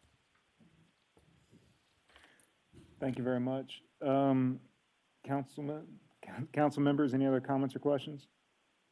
Okay, just one quick one. Yes, I was in the chairman. Yes, who do we have? This is Councilwoman Logan up in the queue. Councilman Logan, I'm sorry, I didn't see you in the queue. Go ahead. That's okay. I just wanted to have a follow-up question on the gang violence intervention program. Has that program been written out? I know you mentioned, Chief McGowan, that there will be metrics and it will be a holistic program, including wraparound services and other intervention agencies. But has the program itself been written out completely with all of the moving parts, responsibilities, and target date to begin and reporting dates and an end date, and all of the pieces that need to be there in their role? Has that all been worked out yet? I will say that much of it has. There are still some pieces that need to be worked out. I will tell you that we are assuming success with funding here, but we're not waiting to get started. Next Wednesday, so 1 week from today, we will begin the process of having the weekly meeting to say what happened, what do we think is going to happen next, and how do we prevent it. So we're getting to work. I will tell you, Councilwoman, much like we did with the Office of Performance Management, I didn't have, we have about 40 or 50 metrics that we measure to keep the city on track today. We started with about 5. And I said, we're going to get to governance, and then we're going to work it out as we go. So we know the basic outline of the program. We have national experts who are guiding our work, who have done this. We have actually, for Ms. Tuliatis, who will lead this, we have the woman who established this program from the ground up in Baltimore, Maryland, is providing her direct assistance to say, here's how you successfully get a program off the ground. So she is providing mentorship and oversight. We have a program model, a logic model that says what are the activities, outcomes, and impacts that measures all your metrics. So we have a very specific model. I will tell you that it's in several different pieces right now, but we will put it into a bound kind of document that you all can read that will show all those pieces. But much like any other work that you do on the ground, as you know, in community organizing, you get the general direction and some willing partners, and you know what you're trying to accomplish based on data and evidence, and that's what we're doing. So we will wrap it all up. It's not pretty right now, but we will make it that way for you. Okay. Do you have a target date or range, or I know you can't pinpoint a date sometimes, Sure. but a range in which you want to begin or the program should be launched? Yes, like I said, it's next Wednesday. It's starting. So next Wednesday it starts, and the focus deterrence part has already been underway with partnership with the district attorney. They had about 18 people enrolled, and this year they're putting 100 people in, 2 cohorts. So we're already running with the assumption that we're going to be successful in getting people on the ground to help us do this. So we're starting, but putting the program together, we'll be happy to bring you the briefing of the overall program in just a few weeks' time. Okay. So you say when you say you've started, but you're still putting the program together, I didn't hear the part that you said you're starting with. What was that you said with the district attorney?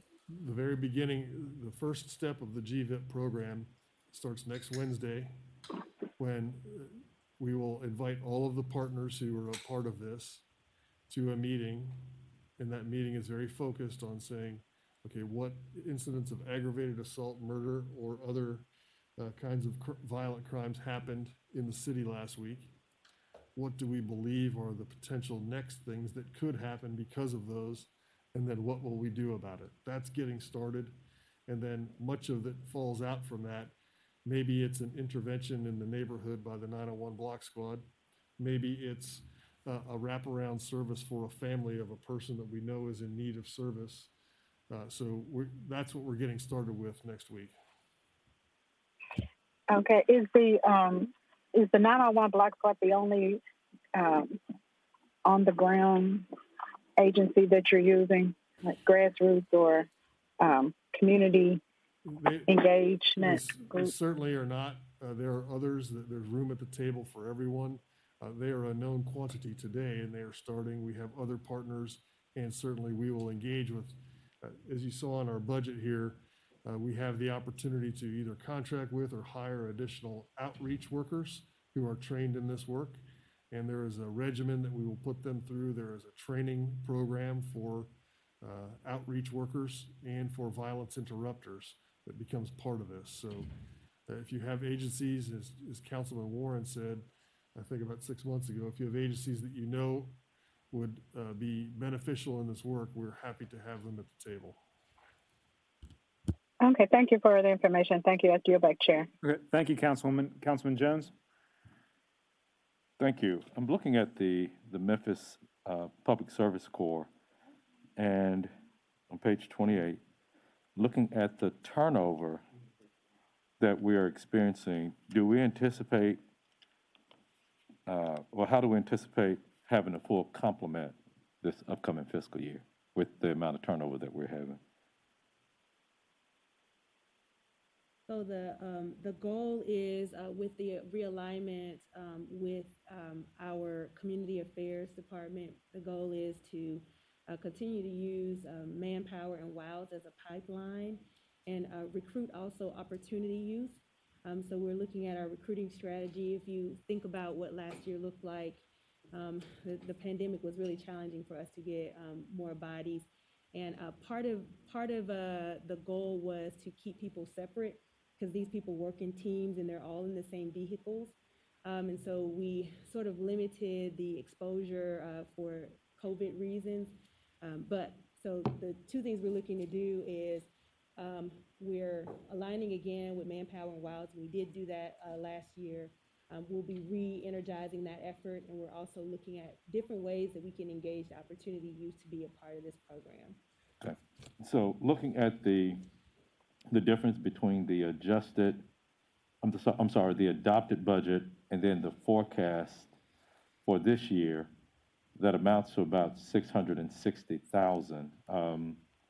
And so with that difference, Chief Ford, what can we not use the unallocated part of the adopted budget for 2021 for 2022?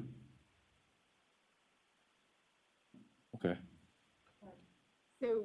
So what happens at the end of the year? If all of these legal levels roll up to the executive division. Okay. So we are looking at, in our forecast for personnel services, coming in about $1 million under our FY21 adopted budget in personnel services. And materials and supplies, we're going considerably over because we have COVID expenses in there. And as I said, you're going to see some impacts of COVID expense. In our grants and subsidies, you'll see another $1 million that we're anticipating to go over in FY21. So when you look at the total expenditures, what we have to look at is our adopted budget was 19.9, almost 20, where our forecast to come in is at 25. Some of that is COVID expense related, but that's where this division is going to end. That will roll up. This is where we're anticipating that this will roll up. So some of the ups and downs between those categories, your personnel category, your materials and supplies, is considered in the overall budget for this entire division. So you may have an under budget in one legal level. You may have an over budget in the other legal level. But the legal levels are not independent of the entire division performance. They are just a legal level, reporting legal level of the entire division.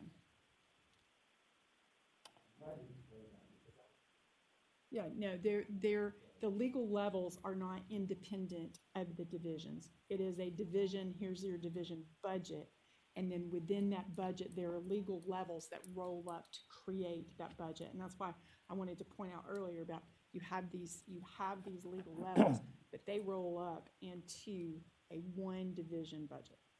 Okay, and so we're using what would be the difference there to help offset some of the over, I guess, the expenditures being larger than expected. Correct. Okay, but now, is not some of the revenue replacement part of this too?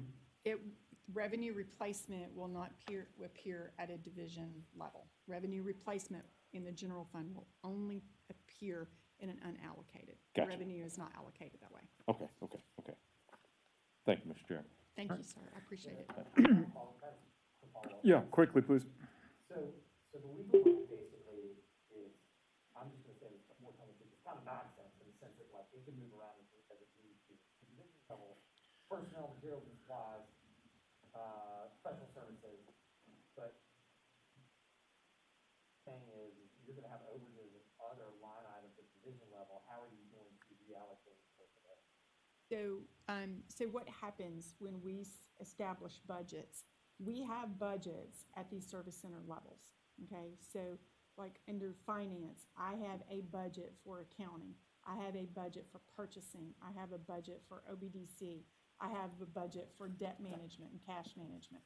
They all have budgets that are part of the finance division budget, okay? So we do establish budgets. So in terms of expenditures, so if someone submitted a check for Memphis Service Corps and they did not have enough money on their line to service that check, okay, they would get a check funds or an insufficient funds for that budget line. But total overall, which is where the state level budget compliance is for the division. So I could be under in one service center, over in another service center, as long as I'm still within division budget. The overall budget, right, or the line. So my point is, if you're $1 million over at division level, at materials and supplies, where is that balance? So the way our state reporting structure lies is that we give them a general fund budget. Here's our general fund budget, okay? That's the budget that you ultimately approve and we send to the state to approve. That is for our general fund. And it's comprehensive in terms of it has a personnel, it has materials and supplies. That's for all of us, okay? That's for everybody in the general fund. Right.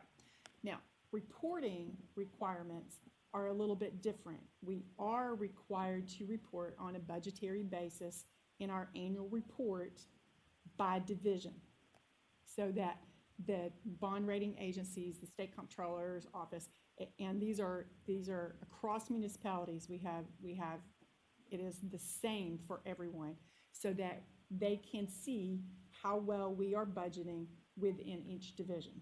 Okay, so as long as we meet our budget overall, we still maintain in compliance, but there is a reporting requirement at the division level that we have to report on a budgetary basis.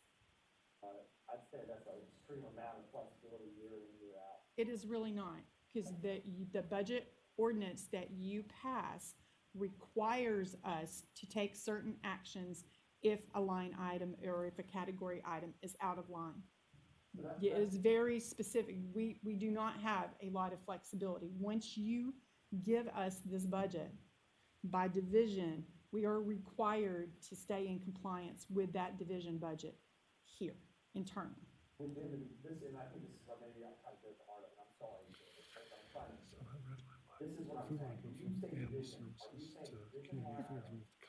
So if you're out of line by $1 million, how do you get back in line without coming back to this body and reappropriating? Or is it just a division level bottom line? We do come back to you. So you have red lines, you have black lines. There are certain categories. If I am within personnel and I need to, and it has a limit on it in the budget ordinance, but if I need to move something between, in personnel, if I need to move something between supplemental pension and shift differential, if there was some kind of something there. If I have to do that, we can do that within a certain dollar value limit. If I have something and this is a perfect example, you see this in IT, where they have a huge miscellaneous professional services line because they have a lot of contractors in it. If I am now hiring someone to replace that contractor, I, as in the city, has to come back to you to ask you for permission to move from that materials and supplies line up to the personnel category. We cannot move between categories without your approval. At the division level. Yeah. Yes. So That's why we stand up in front of you. They're much broader state requirements, then they're local municipal requirements, and then they're political problems, which is a whole nother layer of how we allocate. Yeah. nearly into my second year here, and I'm trying to figure out In- where we go from point A to point B and what happens in the journey. Gotcha. And so if there is an issue, then we do come with the request. You'll get those resolution to transfer. You've seen a transfer from materials and supplies or, city shop fuel to, whatever line in order to balance their budget. And that's where you see the difference between your adopted budget and your funding budget, because in your funding budget, we're actually moving those dollars so you can see what happened to them. That's why we give you the 5-year trend so you can kind of see if there's a trend that sticks out. This year is going to be a huge trend, and just for next year, when you're looking, you're going to see materials and supplies in some of these divisions that's going to spike, and that's because of COVID expenditures. All right, Councilman Jones. Thank you. I'm on page 44, and I'm looking at the $2.9 million difference in salaries, part-time, temporary. And so just a clarification on that. Okay. Yes, I can absolutely clarify. Okay, on page 44, the line salaries, part-time, temporary, 51402, where you see the difference between the 2.1 or rounding to 2.2 and the 4.27. That is the increased service level, because we're asking you to increase our complement. So it's parked on that line until you approve it. When you approve it, that means you've increased our complement, and that complement position can go up into the salaries line. But I can't just create a complement in the salaries line for something that you haven't approved yet. Okay, so if we're looking at as we look at the legal levels, how do we reconcile those levels or jobs? If we're saying, You would not see that at the legal we wouldn't see it level. anyway. You Okay. would not see that at the legal level. So I guess I'm trying to get just a little bit more information. $3 million, that's a lot of positions based upon what the forecast is, as well as what the adopted budget was and what we were projecting for the fiscal year 2020. There are several elements of Okay. that increase in that. If you also remember last year, during the hit of the pandemic, we did not have the youth program. So we Okay. did not have some of the part-time salaries that were in there. So there's nuances in that line that are not just attributable to an increase in the service level, but the actual expenses as the year went through in terms of the part-time salaries. I get that, but now I'm looking at the 2019 fiscal year, and so that would have been more reflective of what would be a normal year. We were at, that same line was 1.5 million. Fiscal year 18 was 1.1. Adopted 1.2. So we seem to be trending at the 1, 1, 2, then we jumped to 4. So that's what makes it stick out. Gotcha. So a couple of things. Memphis Public Service Corps came into being in I think 20. But that would have been part of the adopted 21. So we still, that would have been that would be the 2.1 million. In the 2.1. Right. And then for FY22, you have your additional people, that difference, and your increased complement.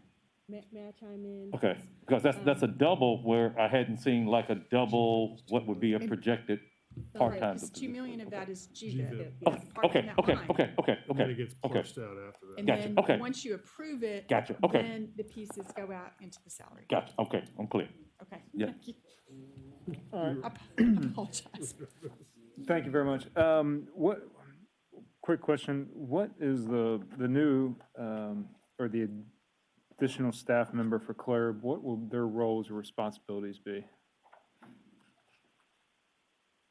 So, Hey, I think I hear Mr. Moody. yeah, good afternoon. Thank you, Shandell and Councilman. Currently, Curb has a part-time administrative support position. The complement now is an administrator and an investigator, and we're asking for that administrative support person to become full-time. Okay. You don't happen to have, off the kind of top of your head, how many cases they've handled so far this year, year-to-date, FY21? I don't, off the top of my head, Councilman, we can get that to you, but I don't know right off the top of my head. Okay, thank you very much. Any other comments or questions from council members? Yes, I got one more. All right. But now, going back to that same question though, would not that 2 million, all of the GVIB 2 million is under salaries, part-time, temporary, even when we have, would not the 255 of that, the 255, 660, not be under full-time salaries? Okay. Until the complement is approved in budget, Okay. it stays on that line. If you approve the complement, so your personnel services, the full-time salaries, the holiday salary, all of that, that is driven by the approved complement for the division. So we're asking for additional complement that's parked in this line that also has the expenditures in that line.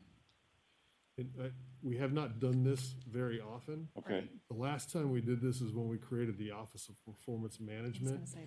And we had this discussion back in 2016 or FY17 budget when we had those folks were grant funded, and then we established the new office. Okay. And we put everything into the part-time line until you all approved the budget and that allocation.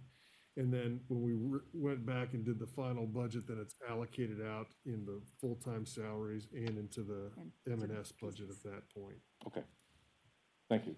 It's just different than we typically do. 'Cause you don't Yeah. see Yeah, it that's why I was. Thank you. For the record, I prefer Councilman Jones's method of how he would want to see that accounted as well, but it's just the way it is. Any other comments or questions? Seeing none, let's move to a voice vote. All those in favor of the Executive Division operating budget signify by saying aye. Aye. All those opposed? Opinion of the chair, the ayes have it. Operating budget is approved for the Executive Division. Thank you so much for your time. Thank you. All right, we have one last item left on the agenda, and it's the General Services Division operating budget. Is Mr. Adams joining us in person or online? In the cloud. He's just down the hall. Now look, a nap at 7:30 is almost bedtime for some folks, including me. And Chairman, you know, there are two separate presentations on this, the general fund and the fleet fund.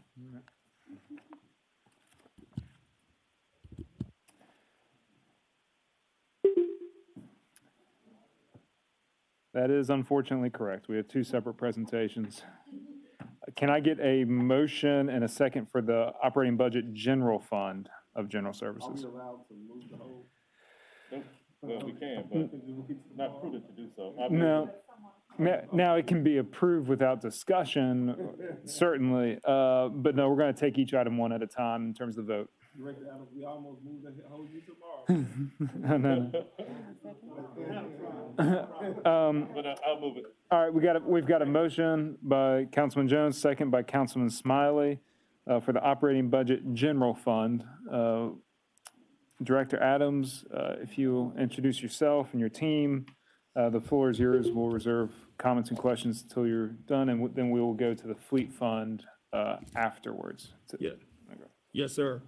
I am Antonio Adams, Director of General Services. I have to my left Ms. Elisa Rankin, and I have my executive team in our office suite. So if there are any additional questions related to the different bureaus and general services, they'll be here, can come in and actually answer those questions. So I'll start out just giving a brief overview of general services and then the different legal levels under general services. So first you have general services administration. which has the administrative offices and then the general services support services. And that bureau manages the business of general services. So they pay the bills, they keep our contracts in line, but then most importantly, they kind of help manage these projects. Then you have property maintenance.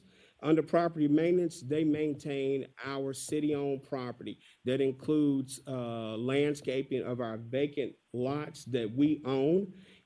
Then, of course, we maintain, not operate Bass Pro. And then, of course, I talked about the grounds. We have our real estate bureau. They acquire and sell property for the city. Operations of City Hall, which we greatly appreciate. They have our mail, and then they operate and maintain the public service building. Then you have fleet services, and specifically in the general fund, you have the personnel of fleet services. This year's budget request, which is a net revenue and expenditures, is $22,331,832 for general services.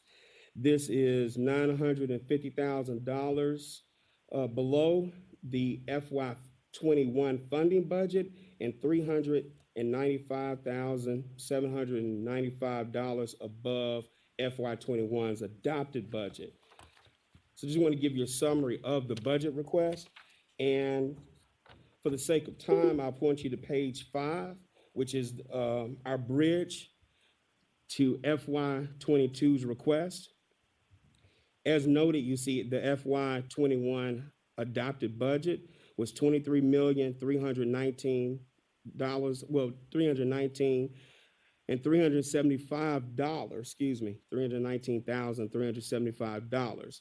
And then, of course, we had the one-time adjustment for COVID, $299,000, which added to our funding budget, and totaling that gave us $24,651,000. Of course, the encumbrances were those that rolled over into FY21.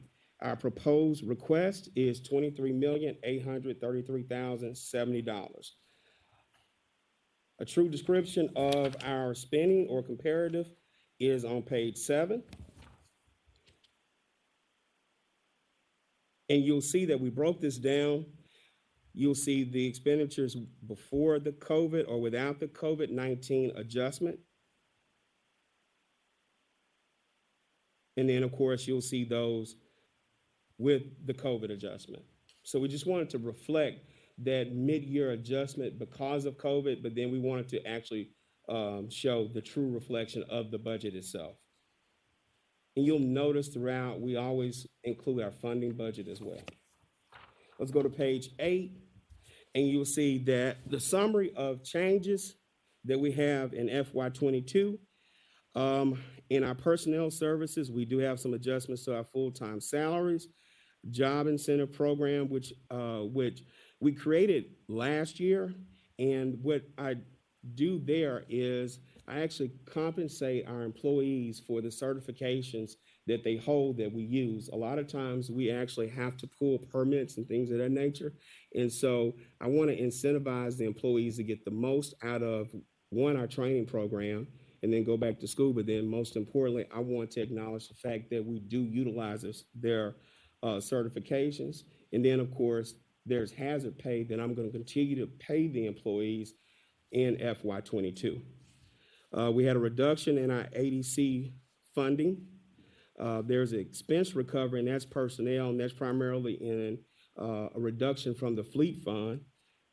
We have attrition, and then we have various accounts in the personnel line that have been reduced. You'll see our security line, $400,000 has been added to that line or continued in that line for the security upgrades throughout this building and the public safety building. So specifically in this building, what we are endeavoring to do is replace, this year, we're going to replace the base building's cameras and security cards and make this building a badged only building. So we'll be securing our staircases, And then, of course, we'll be securing some of our office suites as we move into FY22. And it's going to be similar to you all's suite. So we'll have some suites that are secure, and they should be. And primarily, we'll start with we need to upgrade that system. The current platform that we're working on, Facility Commander, it's obsolete. It's no longer supported. So this is a great time to continue to do that. Once we finish, we will then reduce our spend back to its traditional form to support our manned security here in the building. So I go back, you got $114,000 in utilities, facility structure repair for outside facilities, and that's basically Bass Pro. And then we have some reductions. Capital, we are bringing this up $4,000 to bring this level of request and spending to meet what we previously spent.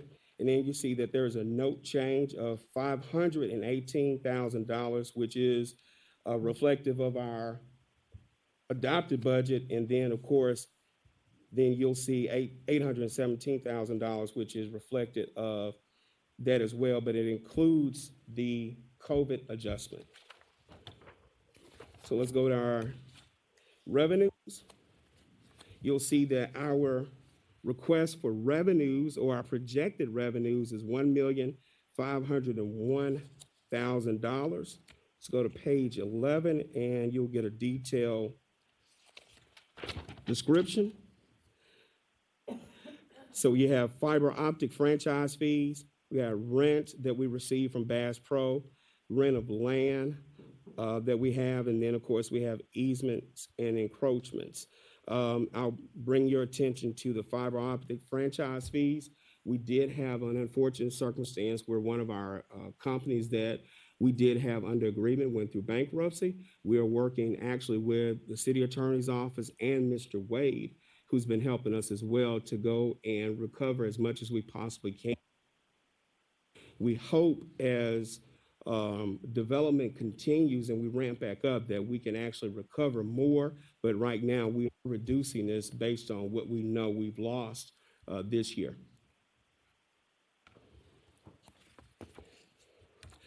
I'll draw your attention to page 14. So we talk about our personnel. In general services, we have a authorized complement of 286 people. We are not asking for an increase. You'll notice that we had at the time of print a high number of vacancies, but we've been working with HR. Since April 1, we've hired one person. We have 10 pending offers, and we have 22 positions that are currently posted. So we are working to fill our complement completely. Page 16, you'll see our major M&S expenditures.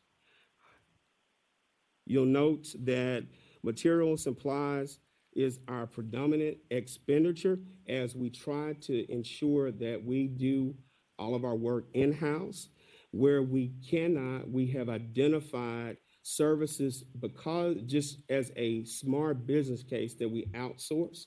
And you'll note that the majority of those are in our miscellaneous professional services line. So we augment our staff there.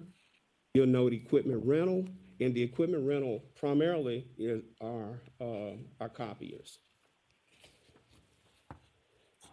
Go to page 17, and page 17 lists out and identifies the professional service, miscellaneous professional services. And as I stated before, these all provide services that we at one time provided, but we thought after looking at our operation, it was easier to have this augmented by an outside vendor. On page 18, we lease one particular location, and that's where our grounds, property maintenance grounds location is operating out of, and it's on Ferrisview. And we go to page 19. There is one correction. I was notified by Ms. Massey, and that is our total percentage of spend should be reduced to 23 0.97%. So we're roughly around 24% of our spend. We're not done yet. We want to spend more, but I will say this much: from 2016, we've grown exponentially. As we started out, I think somewhere around 11%. So we are intentional in what we do. And I'll just stop just for a minute and kind of highlight one project that's starting out that I'm extremely proud of, and that is the second phase of the City of Memphis Municipal Facility. This project was designed by JPA, Self Tucker, and Ellers. So you have two MBEs and you have one white male organization that have jointly designed this entire complex, but the construction has been awarded to an MBE, and that's $15 million. So we are really proud of this particular project. We're ready to see this move forward, and we expect great things.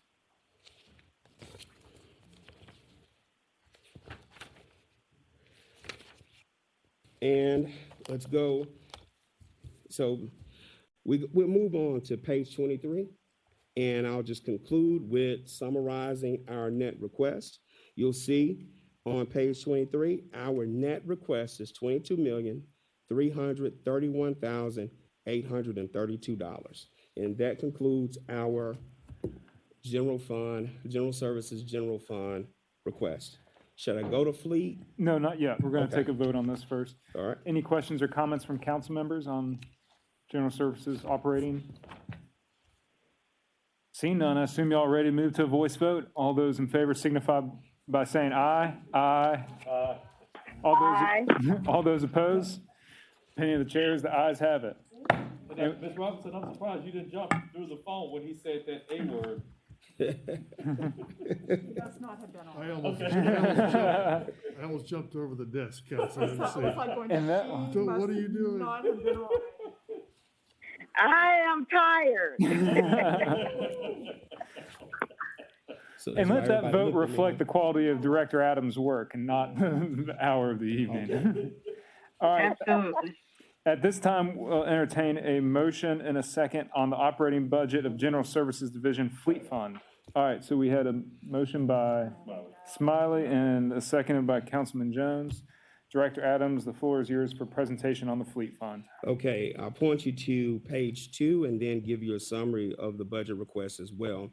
So in fleet services, we have fleet services admin, the fueling department, our parts department, our light shop. They deal with our trucks and cars that are 1,000 ton and under. Then you have the heavy shop, of course, 1,000 ton and above, and then you have the fire shop with our fire mechanics. Our proposed budget request, expenditure request, is $29,092,230. And then, of course, our revenue request is $29,332,771. So we'll go to page 5, which is the bridge. Our proposed request of $29,092,230 is roughly $611,000 more than the FY21 adopted budget, but $1,511,000 less than the funding budget. And this is our expenditure request. So in fleet, you have to match the expenditures and the revenue as well.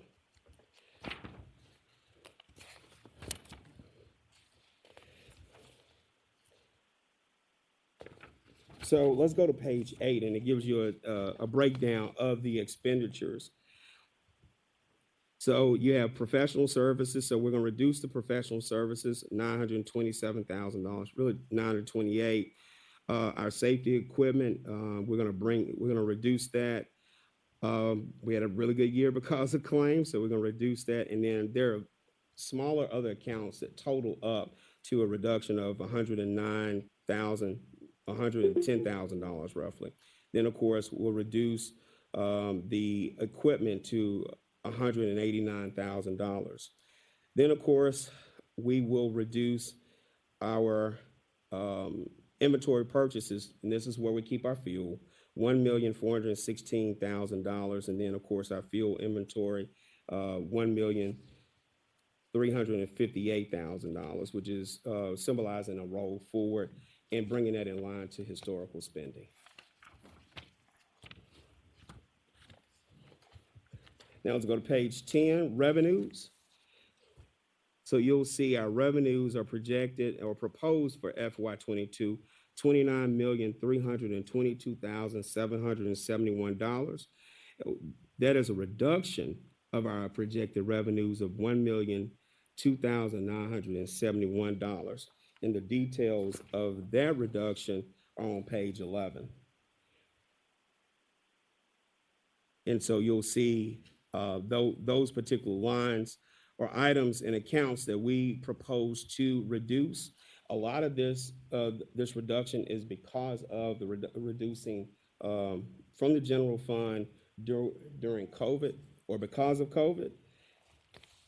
And so we're just budgeting based on current budgeted performance. We noticed that there is less expenditures now, and so we're bringing our budgeting in line with those expenditures and their performance.